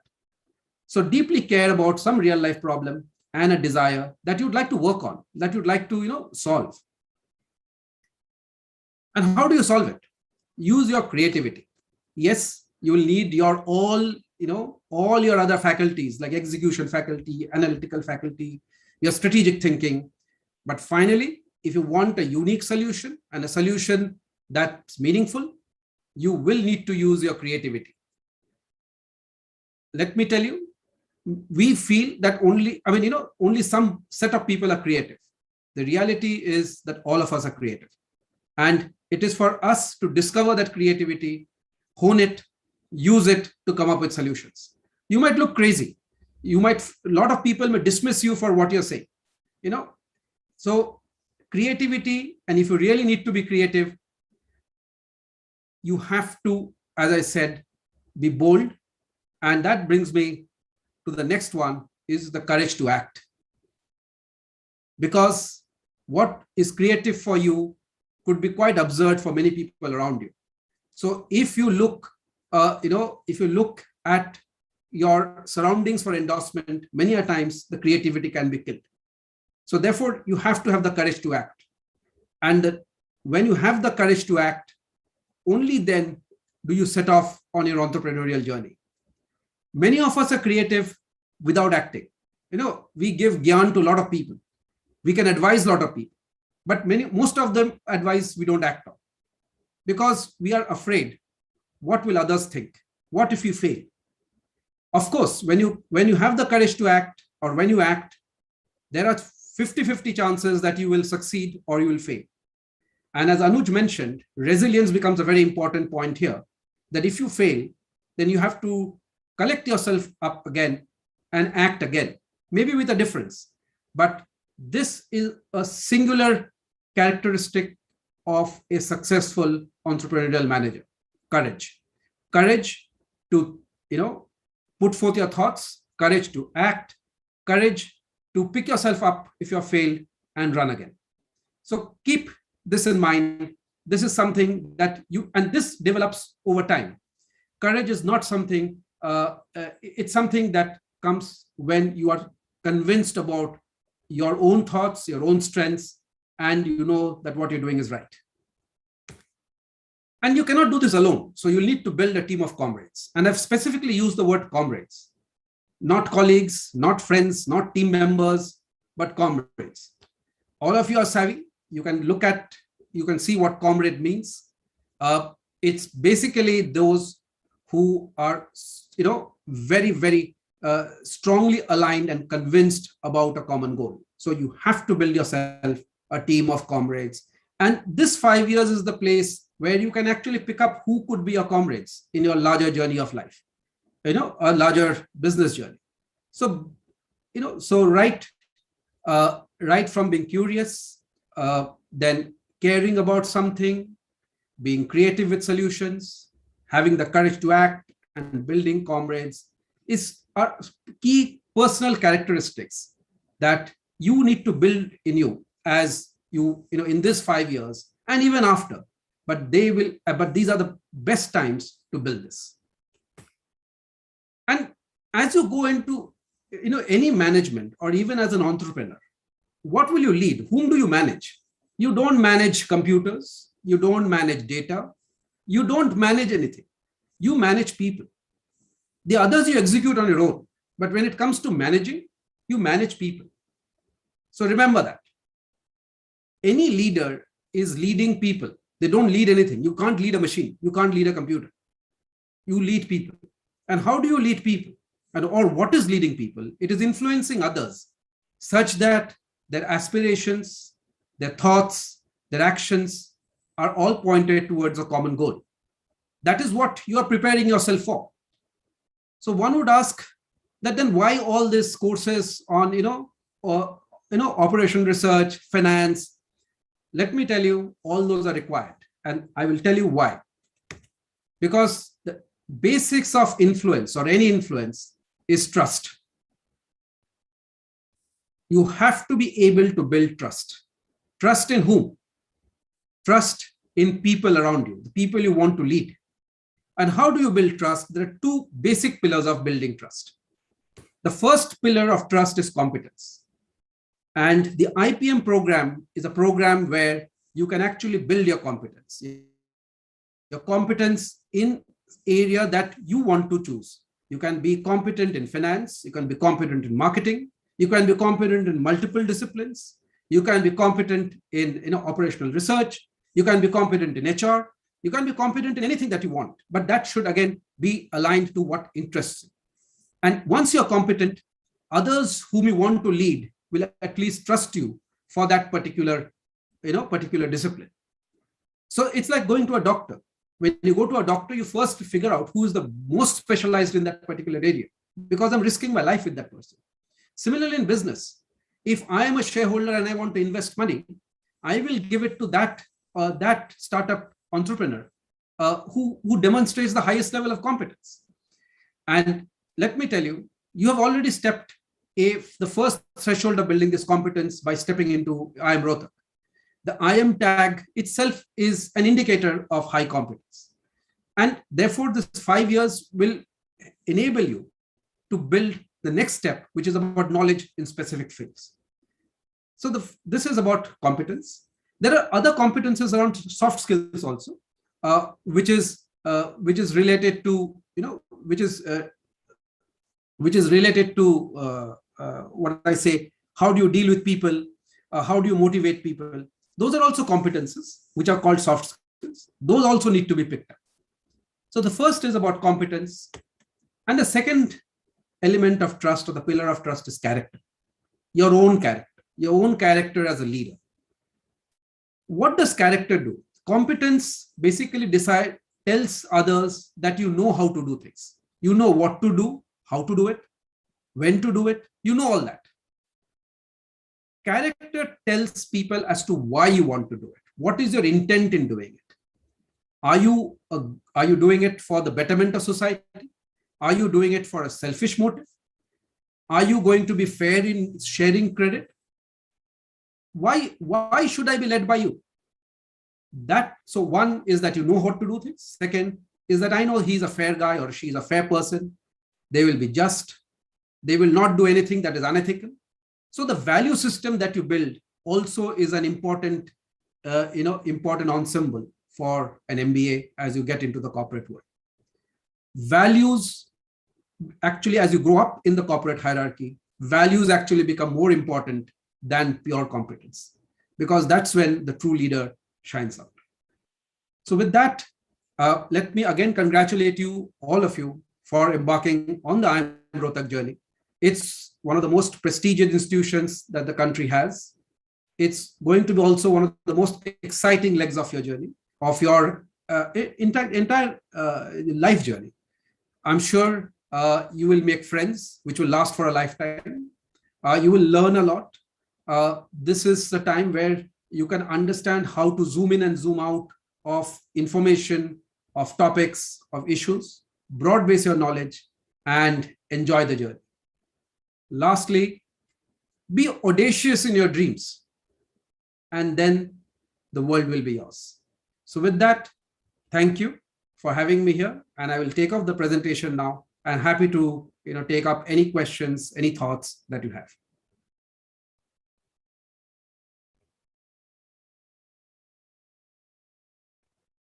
Thank you so much, sir. I would request the students to please post your questions in the chat box.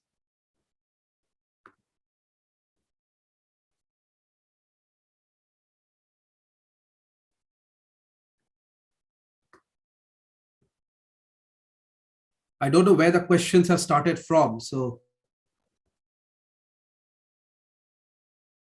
Please, if you have already posted, if you can please repost the questions again, students.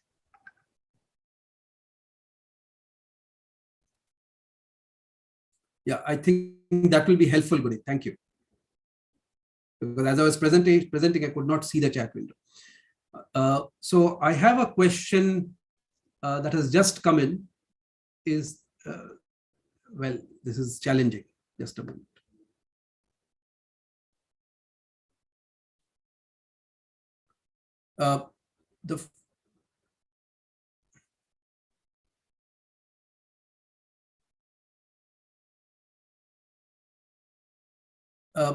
In coming years, what role will corporate sector will play for overall development of a country? First, quick answer, it will continue to play a very important role. That's where the economy manifests itself. And corporate structures may change, corporate nature of corporates may change, but corporates will continue to play. In fact, if any of you go back in time, it is the expansion of the corporate sector based on innovation that has led to, the per capita GDP going up to what it is today across the world. So corporate sector is the mainstay of the economy, and it will continue to be so. So ample opportunities for all of you. The next question is that, would we be freshers, sir? As we would be freshers when we enter our MBA, what skills would you suggest us to develop to be at par with people with WorkX? Don't worry about WorkX. In fact, the new world is nothing to do about WorkX. It is about creativity. In fact, if you see the current, it is about thinking out of the box. In fact, not having WorkX to some extent could be an advantage. You could come up, you are not yet, your thoughts have not yet got framed or set by a background of corporate thinking. So take advantage of it. This is an opportunity that all of you have. And I mean, even if I try today, I don't think I can go and do the out-of-box thinking that some of you will be able to do. So having no WorkX, in my view, is an advantage for the new world.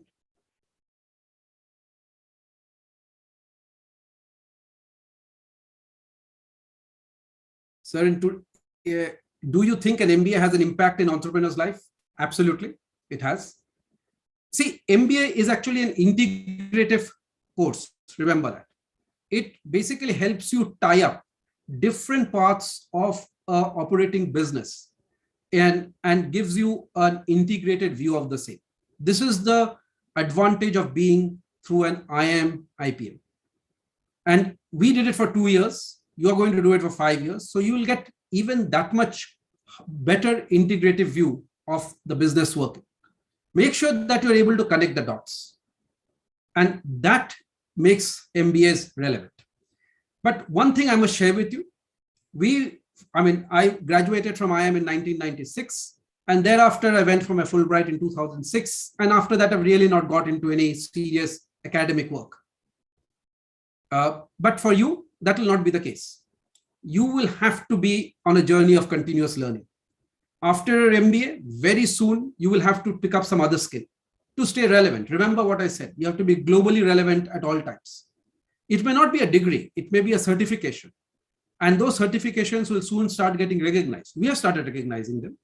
So you will therefore be on a continuous journey of learning and discovering yourself. So therefore, yes, it's tougher for you, no doubt, but it's also more exciting.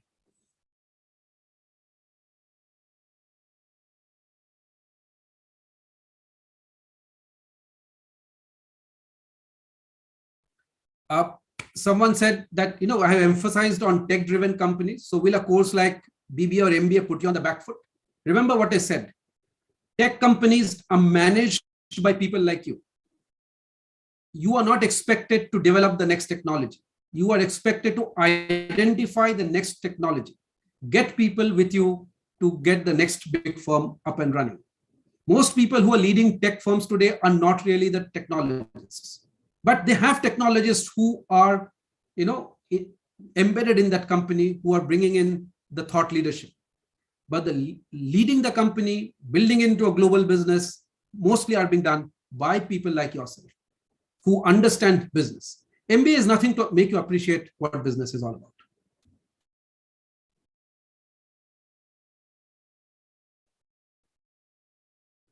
Someone has asked what habits you would like. See, there is no prescription for that. Someone asked in the earlier session, is waking up early in the morning important for being successful?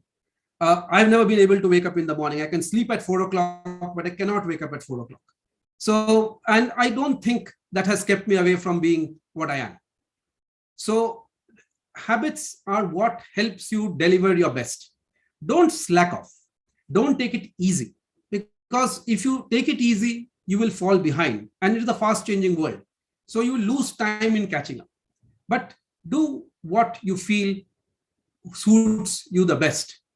If it works for you to wake up at 3 in the morning and work yourself out, do it. If it helps to put the night out and then sleep at 10 o'clock in the morning, do so. But obviously you have classes to attend. Because if you miss classes, you have challenges. You have to forge relationships with other colleagues, with your teachers, with other faculty members. Make sure that you balance them all. So remember, you will be you will be required to deliver on multiple what I would say priorities. Learn to prioritize, and that will help you sail through the entire IPM program.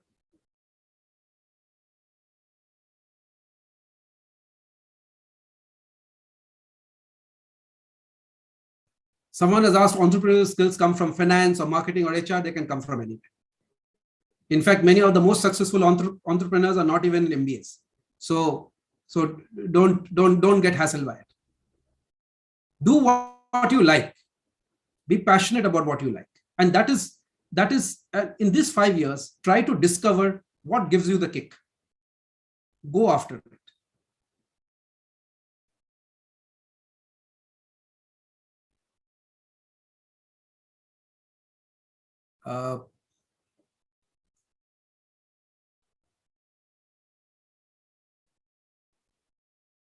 There are multiple questions. I'm not sure if I'll be able to ask.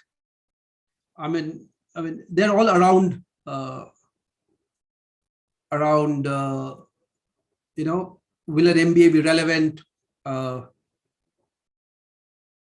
Advices to beginners, I've given you enough. You'll get tired of it if I tell you more.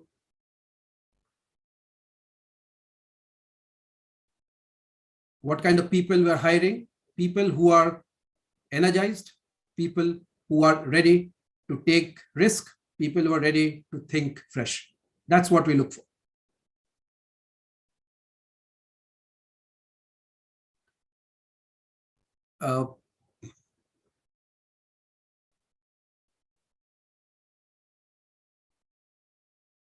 Someone has asked what will be the effect of AI, and that probably I will take as the last question. Technology will definitely change the profile of jobs that are there today. So jobs which are routinized, both in manual work as well as in thinking work, is most likely will get taken over by an AI machine. But it will create two new jobs. It will create someone who can do the human interface, the part of thinking where it requires to draw meaning first. So machines yet are not able to draw meaning out of data. I mean, when I say meaning, they can draw meaning for decision making, which are to some extent can be explained through a flowchart. But when it is a meaning about emotions, meaning about human feelings, meaning about others, especially on the human interface, that's still not come in the AI domain. Will they come in the future? Difficult to say, but one has to wait and watch. At least it will not come very soon. That is the place where all of you will play a very important role. And there will be another set of roles which will become very, very basic roles, and and I'm sure none of you will be venturing into that particular area. So AI is going to change the landscape of work, but it will be good for people like you who are specialized, who have qualifications from some of the premier institutions, because you will be in that segment who will be basically managing what they say cobots. Cobots are nothing but robots who work along with human beings. And that's something is a skill that you will automatically pick up as you go along. So with that, I have come to the end of my time. And thank you so much for patiently hearing me out, listening to me. Wish you a great journey. Maybe we'll meet sometime in this journey, because you're all in the corporate world. And with that, over to you, Guneet. Thank you for having me here. Thank you so much, sir. Thank you so much for such an insightful talk and giving so many valuable inputs to the students. I'm sure there were a lot of takeaways for students from here on and beginning with their new journey. Thank you so much, sir. So now we would move into the next speaker for the session today. We have with us Mr. Subramanyeshwar. Sir is the Chief Strategy Officer, Asia Pacific, and Head of Global Planning Council of Mullen Lowe Group. He has spent more than 2 decades in advertising and marketing, and having working with organizations like Wipro, Publicis, Rediffusion, Saatchi and various others in US, India, and UK. Some of the business brands that he has anchored include Procter & Gamble, Unilever, Colgate, Citibank, General Mills, and many, many amongst these. So has been awarded South Asia Planner of the Year award twice by the world-renowned Campaign magazine, and he has authored and He has authored and won 131 awards of India FE, APAC FE, Global FEs, Asian Market Effectiveness, and various others. He's an alumnus of.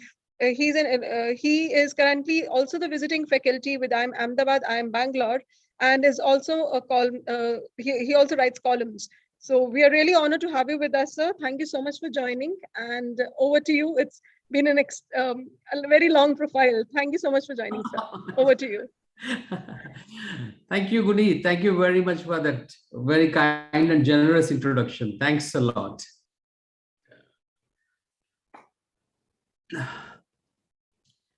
So Dean Professor S.K. Pandey, Director Professor Dheeraj Sharma, distinguished guests and members of the faculty, and of course the third batch of students of the 5-year integrated program in management. And a very, very good morning to all of you. Rather good afternoon, actually. I'm sorry, I realize that we are past 12. It's truly an honor for me to have the opportunity to address you this Sunday afternoon. A lot had already been spoken and written on the topic of our discussion today, which is post-COVID world, challenges and opportunities. And plenty more can be spoken and will be spoken because it is unprecedented and none of us had lived this before. As such, it has and is continuing to change our attitudes and behaviors today and forcing us to respond. However, the need to respond won't end when the threat of virus eventually recedes, however long or short that may be.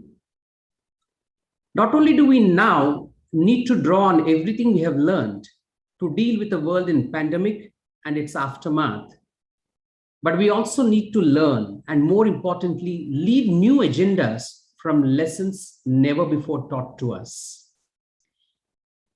How we respond as a humanity, to me, is the central part of the story playing out in front of all of us today.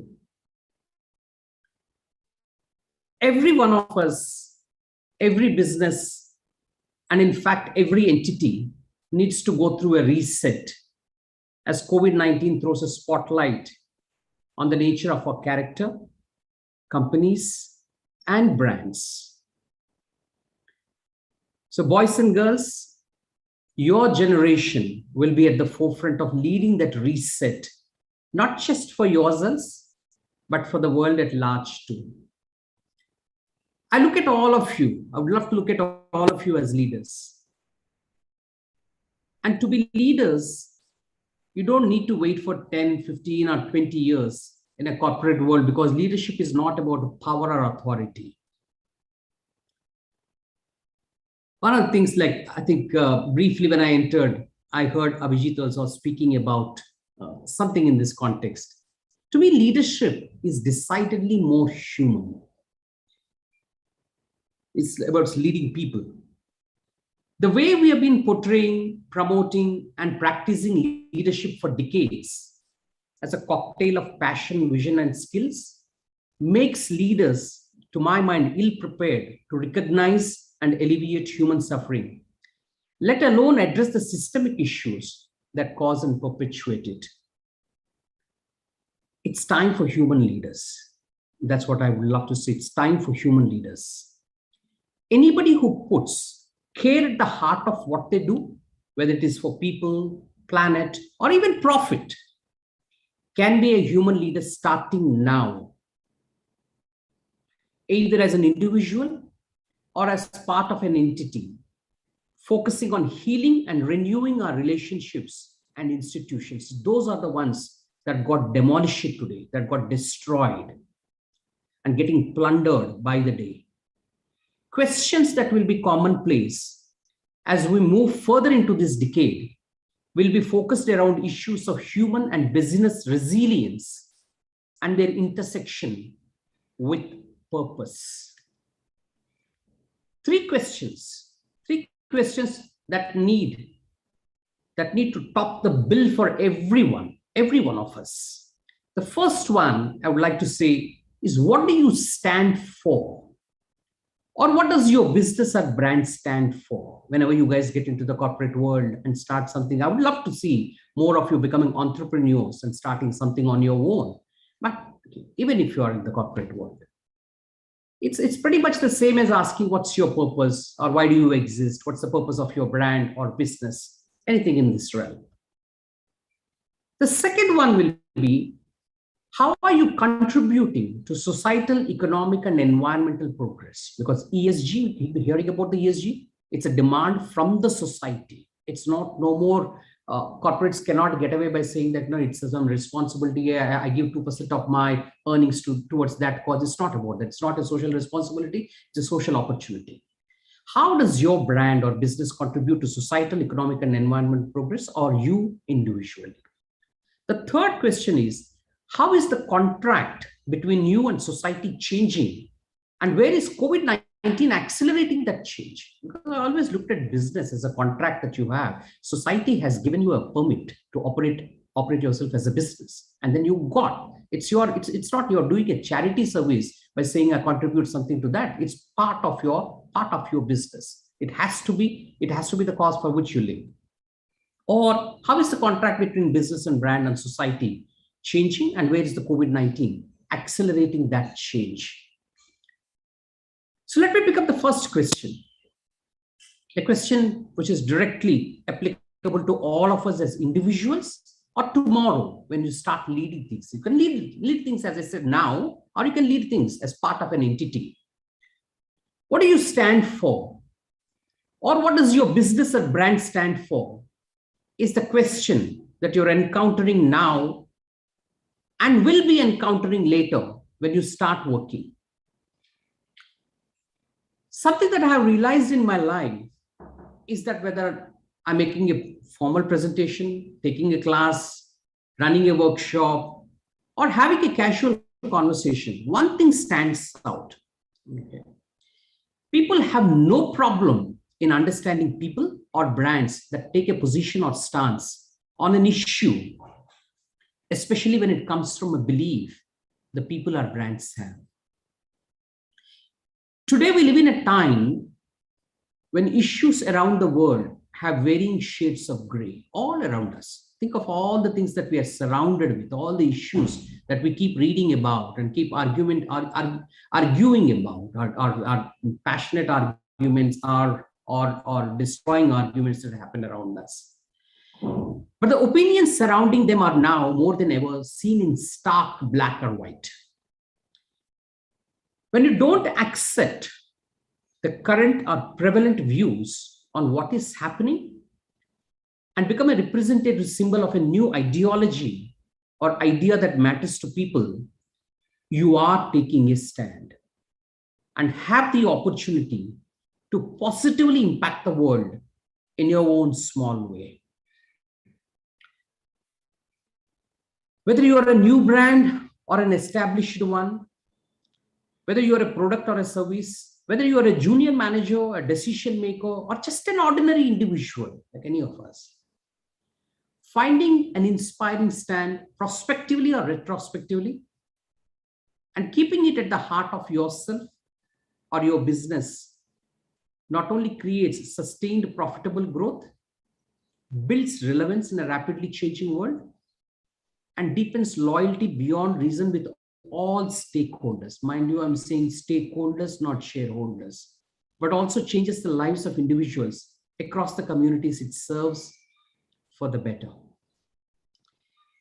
In business, when I see, okay, the many of the businesses that I work on, have worked on, many brands still operate at the surface level.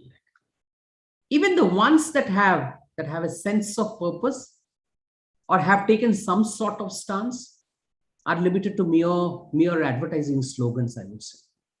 They haven't really explored the full power of the idea of taking a stand and how it can transform businesses or lives of people. Taking a stand is ultimately a matter of self-expression.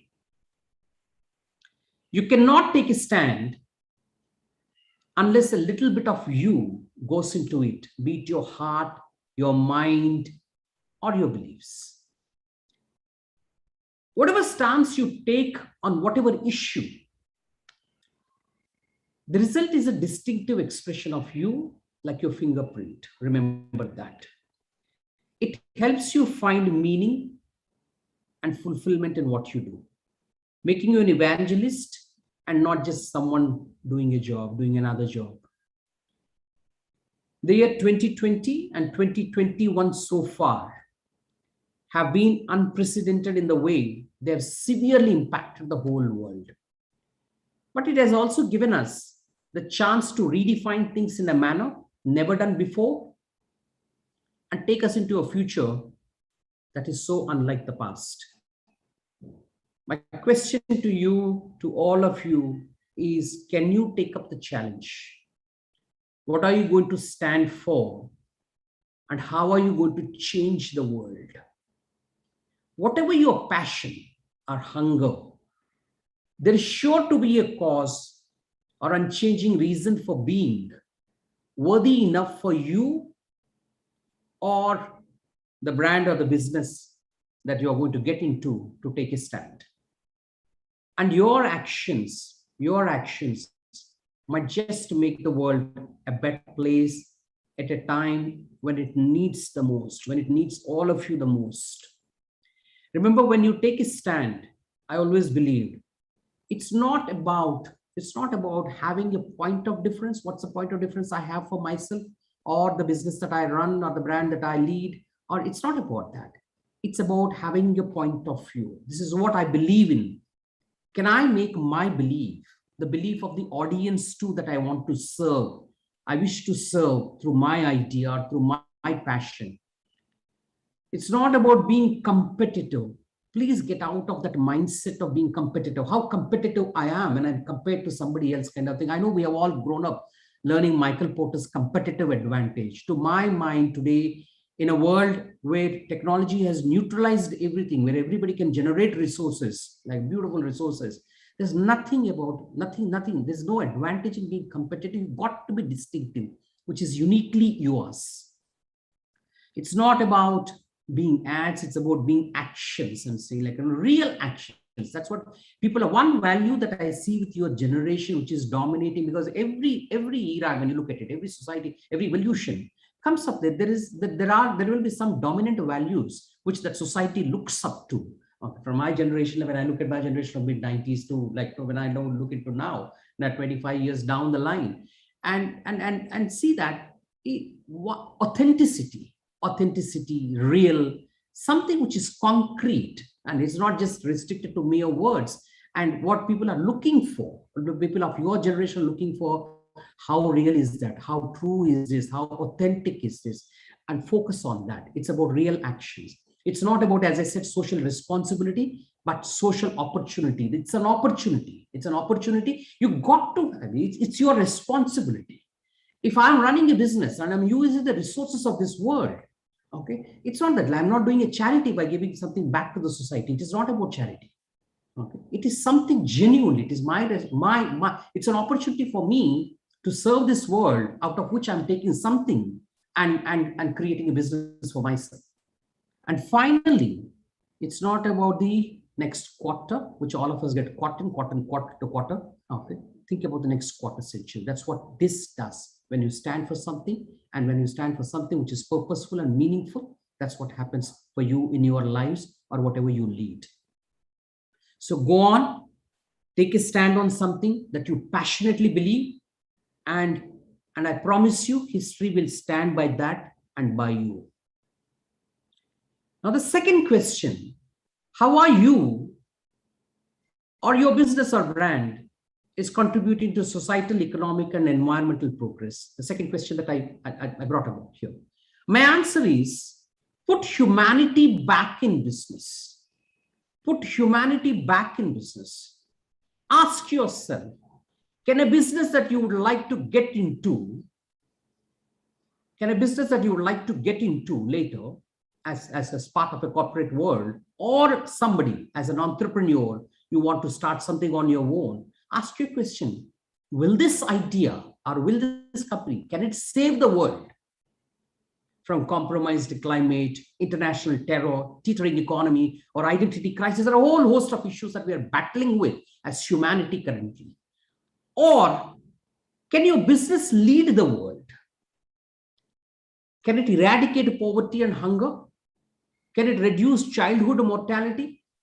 Can it ensure primary education? Ridding the world of disease?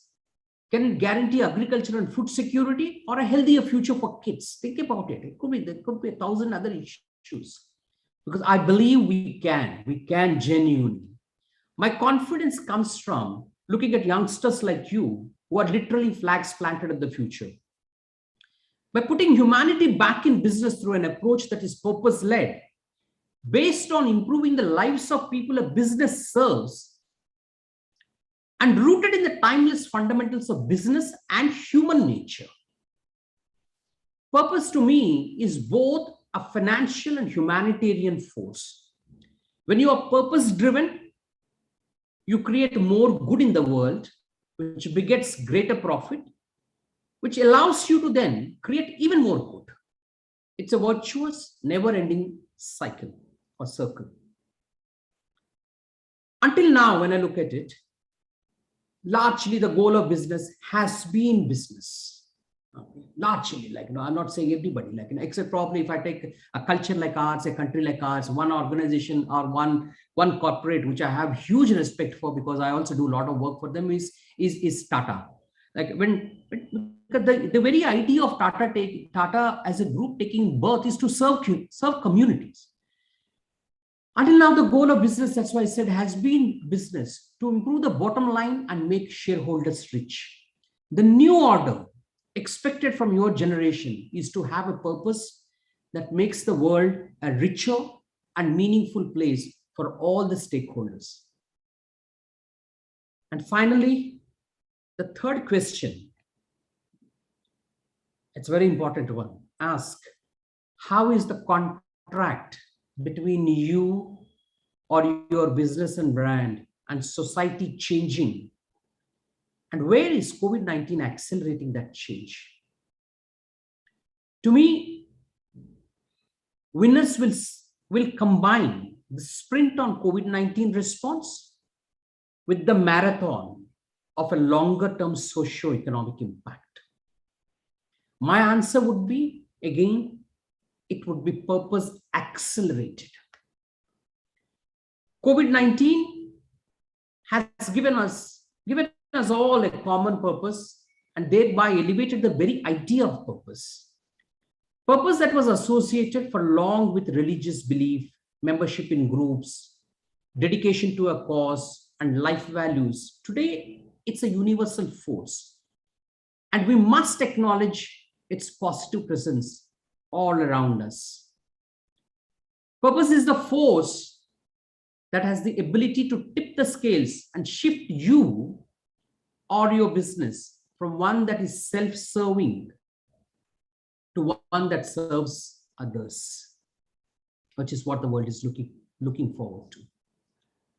We will witness, all of us will witness how leaders, companies, and brands who wield purpose on Main Street, or Dalal Street, or Wall Street, and their own street, wherever they're located, garnering the devotion of their associates. It will happen. It's bound to happen. Commerce will move. Clearly, it will move. That's what COVID has done, will do. It will accelerate the process. It will move from transactions to transformations. Need solutions for humanity, from competing to cooperating, from holding its hand out to becoming a helping hand. In this way, you can brilliantly put humanity back in business. Most importantly, you will recognize the power you have as individuals or as corporate leaders or as entrepreneurs, how you can affect society in a positive and meaningful way. Lastly, I'll conclude by sharing an experiment I conducted with the students of Alma, Ahmedabad in one of my classes some time ago. I asked my students in my class to list out what they wanted to do when they passed out from their course. Again, we'll say what they wanted to do when they passed out from their course. Almost all of them, as expected, went on to say that they wanted to land coveted jobs in prestigious companies and industries, with, of course, investment banking and e-commerce being hot favorites, like all those consulting companies and all those kinds of things. And then ask them to list out what they wanted to do if a generous patron were to gift each of them a sum of 100 crores. Okay, just written a check to each one of you, 100 crores, and asks you to pursue your dream with no obligation on their part. Just whatever your dream is, go and chase that. Here is the 100 crores. What would you do? I'm not exaggerating. I'm not exaggerating. Practically every single one of them. They revealed that they would set up various social projects and institutions that would benefit society at large. This experiment, this thought experiment, convincingly established that at the first level, most people want to establish a competitive advantage. Like, that's what we have all gone through, right? And then, like, yeah, even when I was getting out of the campus on day zero and all those kinds of things, like, you wanted to be this is who is getting that one, and he has got that offer, how do I get better than that, and all those kinds of things. It's all about having competitive advantage. How competitive, how much more than the other. But what matters at a higher level through this experiment, I have learned, and all the students have proven it to themselves, is distinctive advantage. And that can only come out. And that distinctive advantage can only come out of a stand that shares a greater purpose. I had told them then, whatever they do with their lives, they should strive for a stand that gives them the cause of action, and not just the course of action. That's my advice to you two, all the wonderful students of IIM Rohtak. As Aristotle put it, where one's distinctive talents intersect the needs of the world, there lies your vocation. Everyone or every business needs to have that vocation. My question to you is, what is your vocation? Start thinking now, at this moment, from now. Go forth and be the leaders all of us want you to be, your generation. Thank you and congratulations. God bless you. God bless IIM Rohtak. I'm happy to take any questions that you have in the time that is there. Thank you so much, sir. Students, please, if you can start posting the questions here.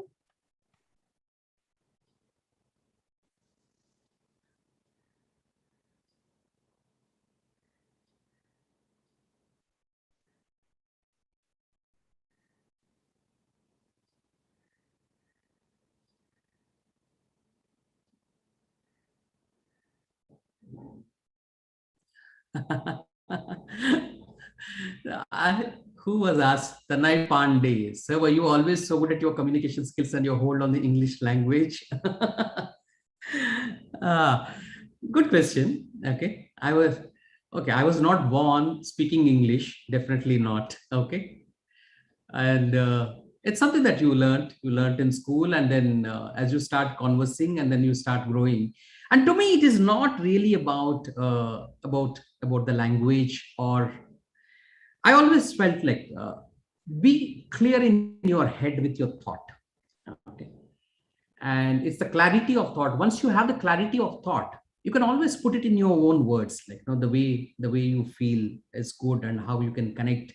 And to my mind, it doesn't really matter, like, which language and ideas, like, when you're communicating great ideas, great thoughts, or when you're communicating something very honest and something very passionate to people, you can communicate in any language. It doesn't have to be either English or Hindi or something French or German or whatever. It doesn't matter.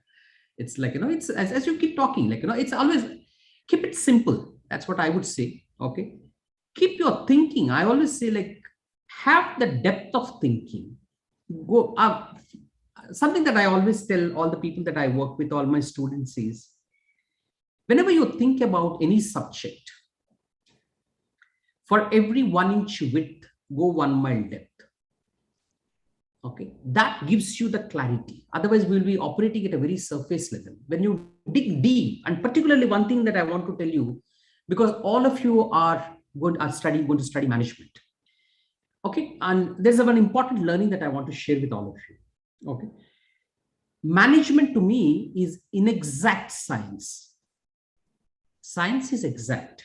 Okay, all of us, like, in engineering, like when you enter the lab, the result is always given to you. All I'm sitting there and then is trying to arrive at the result. Okay, somebody had already done that experiment 30, 40 years ago, and he is gone and dead. And all I'm trying to do is trying to prove that he was correct. If I haven't arrived at the result, I'm 0.5% error, 5% error, or 2% error, 3% error. And that's what happens. And management is inexact science. There's nothing exact about it. It's a perspective. It's a perspective that you're putting across. Nobody knows when you make a choice, when you make a decision, when you analyze a situation and then go about something, that this is the correct one. That's the reason why when you look at it, which you will go through as part of your courses, all case studies are written after everything gets over. Then you write a case study. Then we read that case study. Okay, and there is no guarantee that you follow that the next one is going to be correct. So it's always written after everything got over. Nobody has written a case study in advance for us to follow that. It doesn't happen that way. So it's about your perspective, and and for you to have the right perspective, or at least the conviction in your perspective, go as deep as you can on an issue. And then that gives you that clarity, and for you to put across your thoughts and communicate and share it with others and collaborate with others. More people join, and more people collaborate on a particular subject or a particular thought. That's something that I would encourage your generation of people, your class and all. And then you will start getting better in your arguments. As you start doing more, you keep getting better. It's a question of how high you keep raising the bar for yourself, and automatically all things happen. Okay, the question from Anirudh Saha that I see, sir, how do we navigate doing good for the society if it goes against the wealth maximization for shareholders in the short run? I know that, it's a good question, very good question, Anirudh, that you're asking. Okay, because that is what the world has been so far. Have any riches saved the world now? All the rich corporations, all the riches in the world, countries think of a country like US and all those things, which is supposed to be sitting over multi-trillion-dollar economies. And what have they done? When COVID-19 has come and hit everybody, it showed, the virus showed everybody how small you are, that all of you are is a small speck in this massive universe, and you guys don't have any solution to deal with whatever money you have.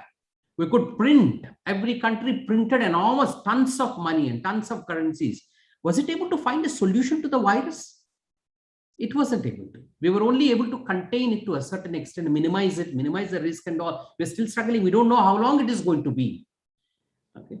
And that is what it is kind of thing. Yes, there was a time it started, probably in the last 30, 40, 50 years is what we got at quarter on quarter. We have seen in our lifetime, you guys were 10 years younger, 12 years younger, what happened, the subprime crisis that happened in 2000, 2008, 2009, when the whole world got battered around that. That's the first time the realization happened. And today, when these things happen, you realize what a dangerous world that we live in.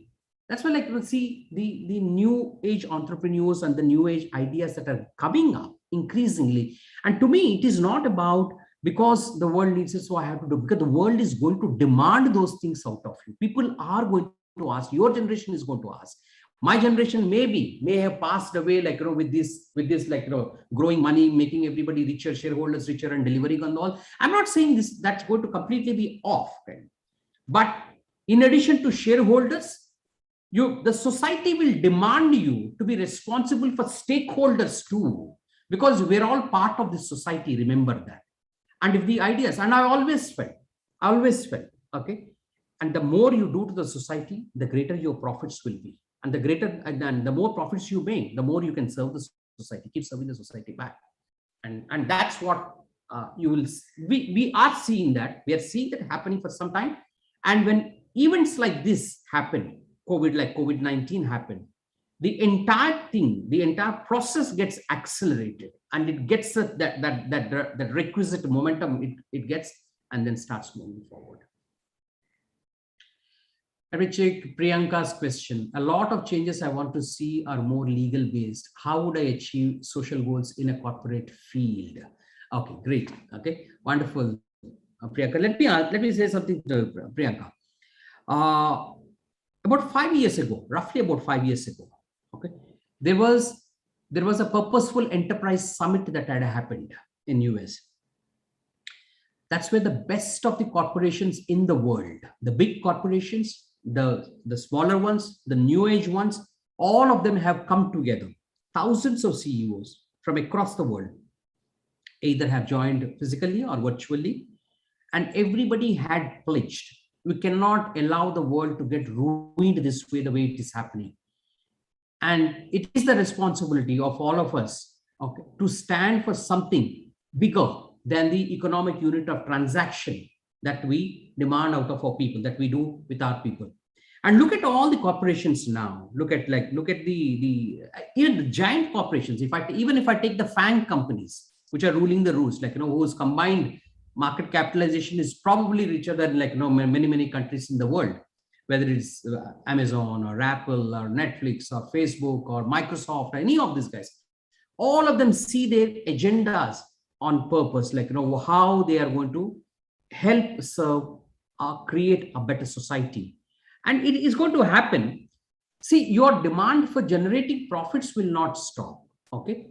But profits with a meaning, there has to be meaningful, which is the reason why one of the things which I said in my talk also, I said it is people, planet, and profits. It will not be single bottom line, it will be triple bottom line that you got to be responsible for. And by the time your generation starts taking charge and taking lead of things in running corporations or running your own enterprises, and you will see it will be no more a need of the world, it will be a demand of the world. And the other question is, could you give your views on a quote I read somewhere online? The progress of a society is determined by the value it places on a life, a simple, ordinary human life. Lovely, lovely, lovely. Very, very well made point. Here, it is which is why one of the things when we're talking about is, it's always, see, when we look at human beings, all of us as human beings, what do I see when I see all of you? If I'm meeting now, I can't really see every one of you except Arnav and Udita. These are the two faces that I'm seeing. Of course, Guneet, I know. And when I see you guys or you see me, the first reaction that happens, what do we read? We look at the behavior. Oh, this is how she's behaving. This is how he's behaving, or he has been behaving for the last 1 hour, 1.5 hours, 2 hours, 3 hours, or whatever. And what shapes behavior? What shapes behavior are attitudes, the attitudes of people. And what are the things that shape attitudes? It's the values. And what shapes values? It's the beliefs. Okay, beliefs and values are pretty close to each other. And that's why if you want to bring in a change in somebody, in people or somebody, it's not enough to look at the end of the chain is the behavior. It is try and understand what are the deeply held values of these people or of this society. Okay. And when you put value on top of everything, delivering value, and delivering value is not only just monetary value or economic value. Okay. It's about delivering human value. Okay. How can I help you live as a better human being?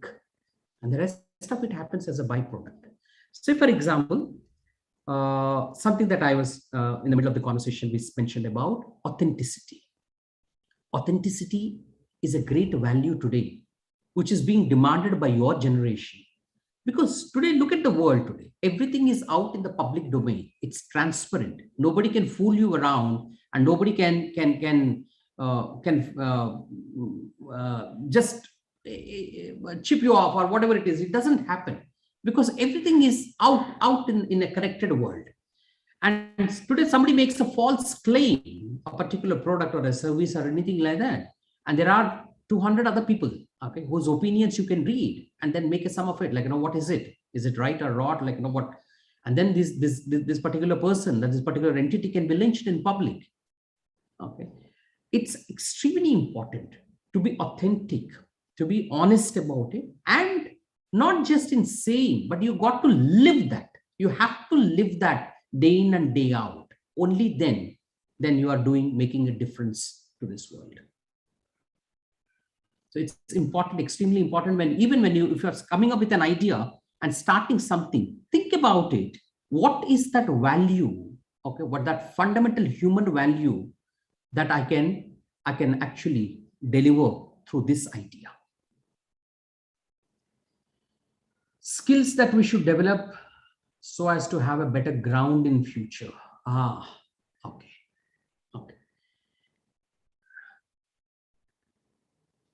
There are two ways I will answer this. When you said about, because it is skills, to me, the first one is human skills that you are born with, that you never give up, because those are who you are as a person. Your forever values, if I have to put it. Okay, that never ever give up. Never give up. Whatever happens. Be prepared to lose everything in life, but stand by what you believe in. Your fundamental human will, human skills, and human values that you stand for. That's one part of it. The other part of it, in the previous session, Abhijit was mentioning, I heard about it, is about the skills that you need to acquire. One of the things he spoke about is continuous learning, okay, which is what I honestly believe in, okay, which is what it is today. It is not just about early life learning.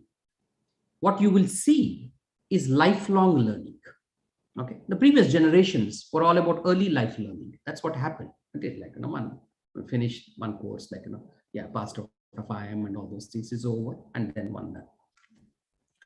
Today, it is like, it's lifelong. There's no end to that. There's no end to that. That's because the world is going to constantly change. The pace at which change always happens. Change has been happening. It happened with our forefathers and then our next generations and all. Change will always happen. The rate at which the change is happening, the pace of change is now exponential. And to keep ourselves relevant, to stay relevant, and we need to continuously keep learning, and nothing goes waste. Nothing goes waste. Everything is a learning in this world. Keep learning whatever you can lay your hands on, kind of thing. And there's no end to that. There's no time frame to that. I would say, like, till your last breath in this world, if you can make learning a part of your operating system, it will be brilliant. How to create a business model which takes money from society and gives back more to the society, and also manage to make profit. Beautiful. Okay, beautiful question. And who asked this? Okay, I know. Okay, now I would request all of you are now, okay, after this session gets over, go to the internet and type the name of a company called Tom's Shoes. TOM, Tom's Shoes, it is. Just go and see that. It's bang on to a question. And this gentleman, I had an opportunity to meet him about 4 years ago. And somebody asked him a question about, what's your business model? He said, my business model, in 3 words, he defined it. He said, giving generates revenue. Giving generates revenue. That's his business model. That's his idea. You know what he does? He makes shoes. And you know what he does? For every pair of shoes that gets sold, he gives 1 pair of shoes free to somebody who is deprived of footwear in some part of the world. His idea started from there when he was moving around in Latin America somewhere, and then he was depressed looking at people like, who didn't have basic footwear, and then like, contracting diseases or problems or various kinds of things. And then he went on to start this business. And from then on to now, it's a highly profitable business. Think of it. For every pair of shoes that gets sold, a pair of shoes will be given free. And there was one more person who got inspired by this gentleman and this idea. And he started a glasses company, okay, spectacles. And it's called Warby Parker. Okay, look at that example also. Again, for every pair of glasses that gets sold, one pair of glasses goes free to somebody who is deprived of like, of wearing glasses, like, having a poor eyesight. Again, brilliant. Now ask you a question. Doesn't giving generate revenue? Brilliantly generates revenue. He runs a very profitable enterprise. If he could do it some time back, and I'm sure you can do 4 times better than him today, all of you. What do you think about corporate companies ruling the world? Do you think we should move forward in supporting them, even if they go against some of the social standards? No, definitely not. Definitely not. If you think they're ruining the society, if you think they're abusing the society and do not have any concern for it, please, okay, show a mirror to them. Show a mirror to them. If you don't demand, corporates will not, okay, a lot of corporates. There are some corporates out of their own volition they will do, but there are a lot of corporates who also need to be told hard that this is the way you need to behave. Okay. Fortunately, a lot of good corporates have acknowledged it on their own and they're taking steps, big or small, but the intent is clear. When I see that a lot of things, they're coming out. Now I say it's about becoming. I spoke about Tata. I look at the corporates like some of the corporations that I work with. Unilever, for example. Unilever does a lot of sustain. They have something called the Unilever Sustainable programs that they have, or like a corporation like Britannia does a lot, and various kinds of corporations are there. Like lots of people do quite a lot of things. Would the main motive should be the main motive earning profit and taking the risk or consumer satisfaction? So what should be the main motive, earning profit or taking risk or consumer satisfaction? None of these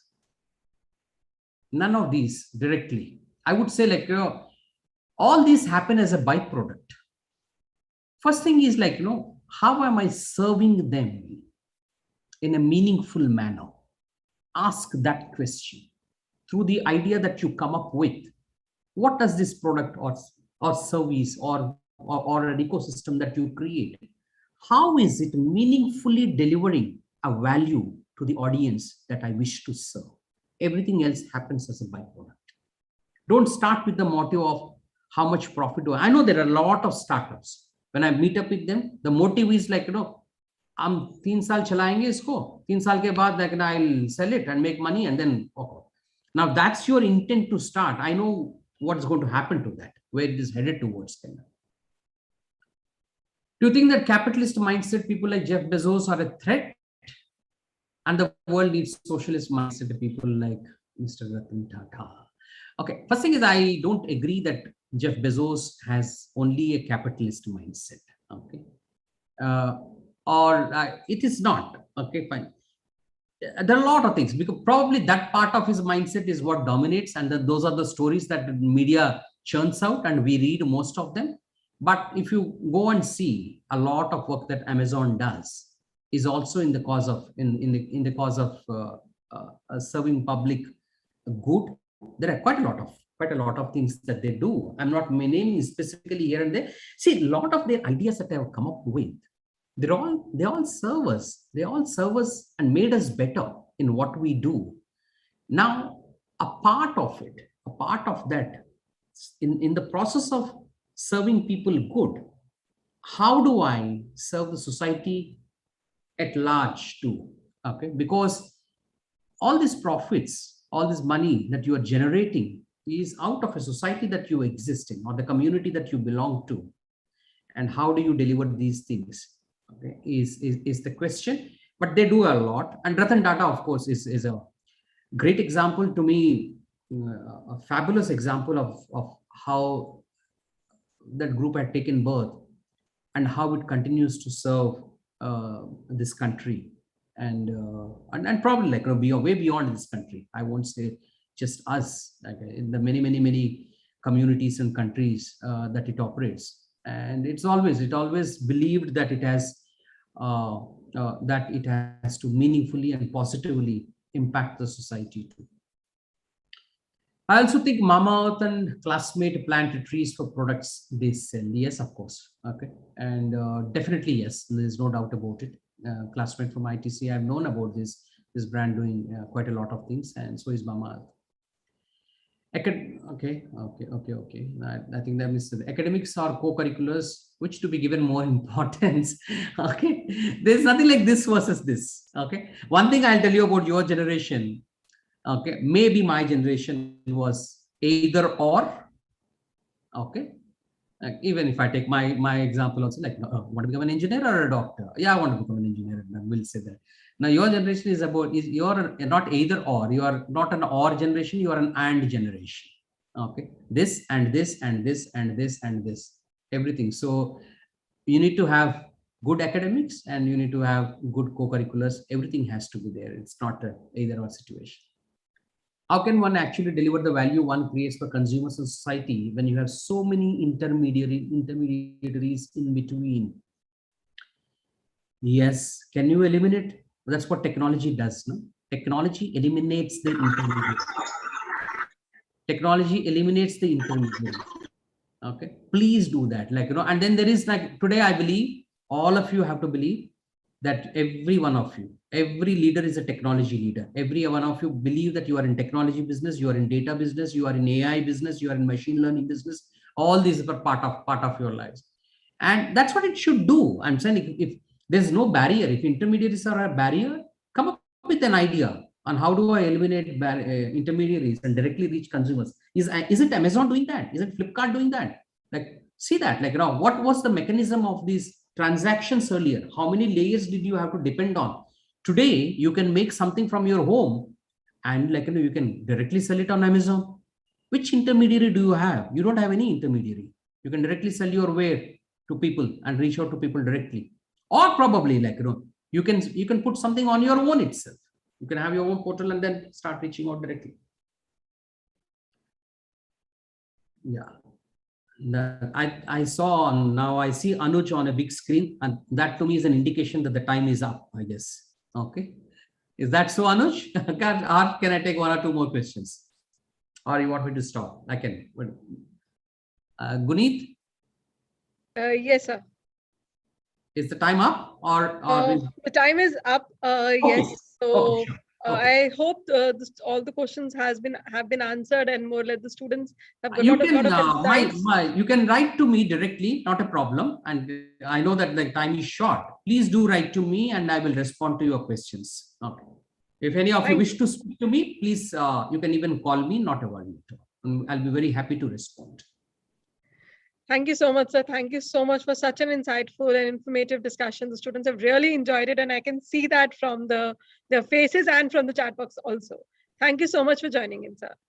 My pleasure, Guneet. Thank you so much. And thank you all. And thank you. I can only see some people. I'll take their names. But please understand that I'm addressing all of you. Okay, beyond Anuj, Aditya, Arnav, and Udit, all of you. And it has been an absolute pleasure to be with you this afternoon.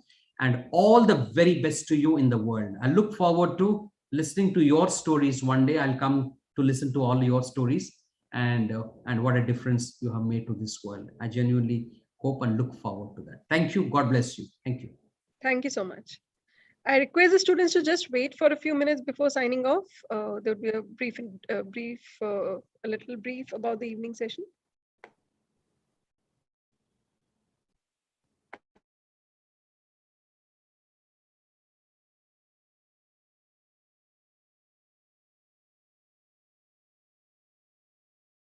Okay, so we'll begin the afternoon session at 3. So you all should log in by 2:45. Apart from that, we'll also have a demo session of the LMS platform and the WebEx and other things about the breakup rooms and other things and how you have to proceed for your online classes that is scheduled at 6 o'clock. I believe you have already received the links for that. that's already would be in the inbox. And I'm sure there's nobody now who doesn't have the access to the official email ID. Because if you don't have the access to official email ID, you will not be able to attend sessions. And as briefed by the chairpersons yesterday, attendance 100% is mandatory. So you have to be very specific and very forward on these kind of things and immediately react. Okay. So now one more thing, we had a very great session in the morning with Dr. Subramanian Swamy. So I would just like to share, just give me a second.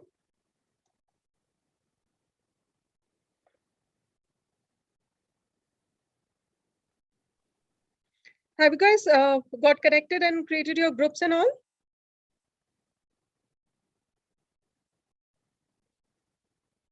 Anybody can respond. Have you created your groups and all, and have you got connected? Yes, ma'am. So we are in place in terms of connecting, and if there's any issue, somebody can at least take up on behalf of somebody. Nobody will be left behind, right? Yes, ma'am. Okay, Yes, ma'am. okay, fine. So I'm just sharing this one tweet with you and a little brief of, we had the session, and Dr. Swamy has been very grateful in getting that posted on the Twitter, that he interacted with you people and also released the book by Professor Sharma. So I'm just sharing the tweet on the chat box. You can please pass it on, get connected and share it with your team. And you can also retweet and take it ahead. Okay. So the link is just shared up in the chat box. So see you guys at 2:45. You may copy the link from the chat box, please. Thank you.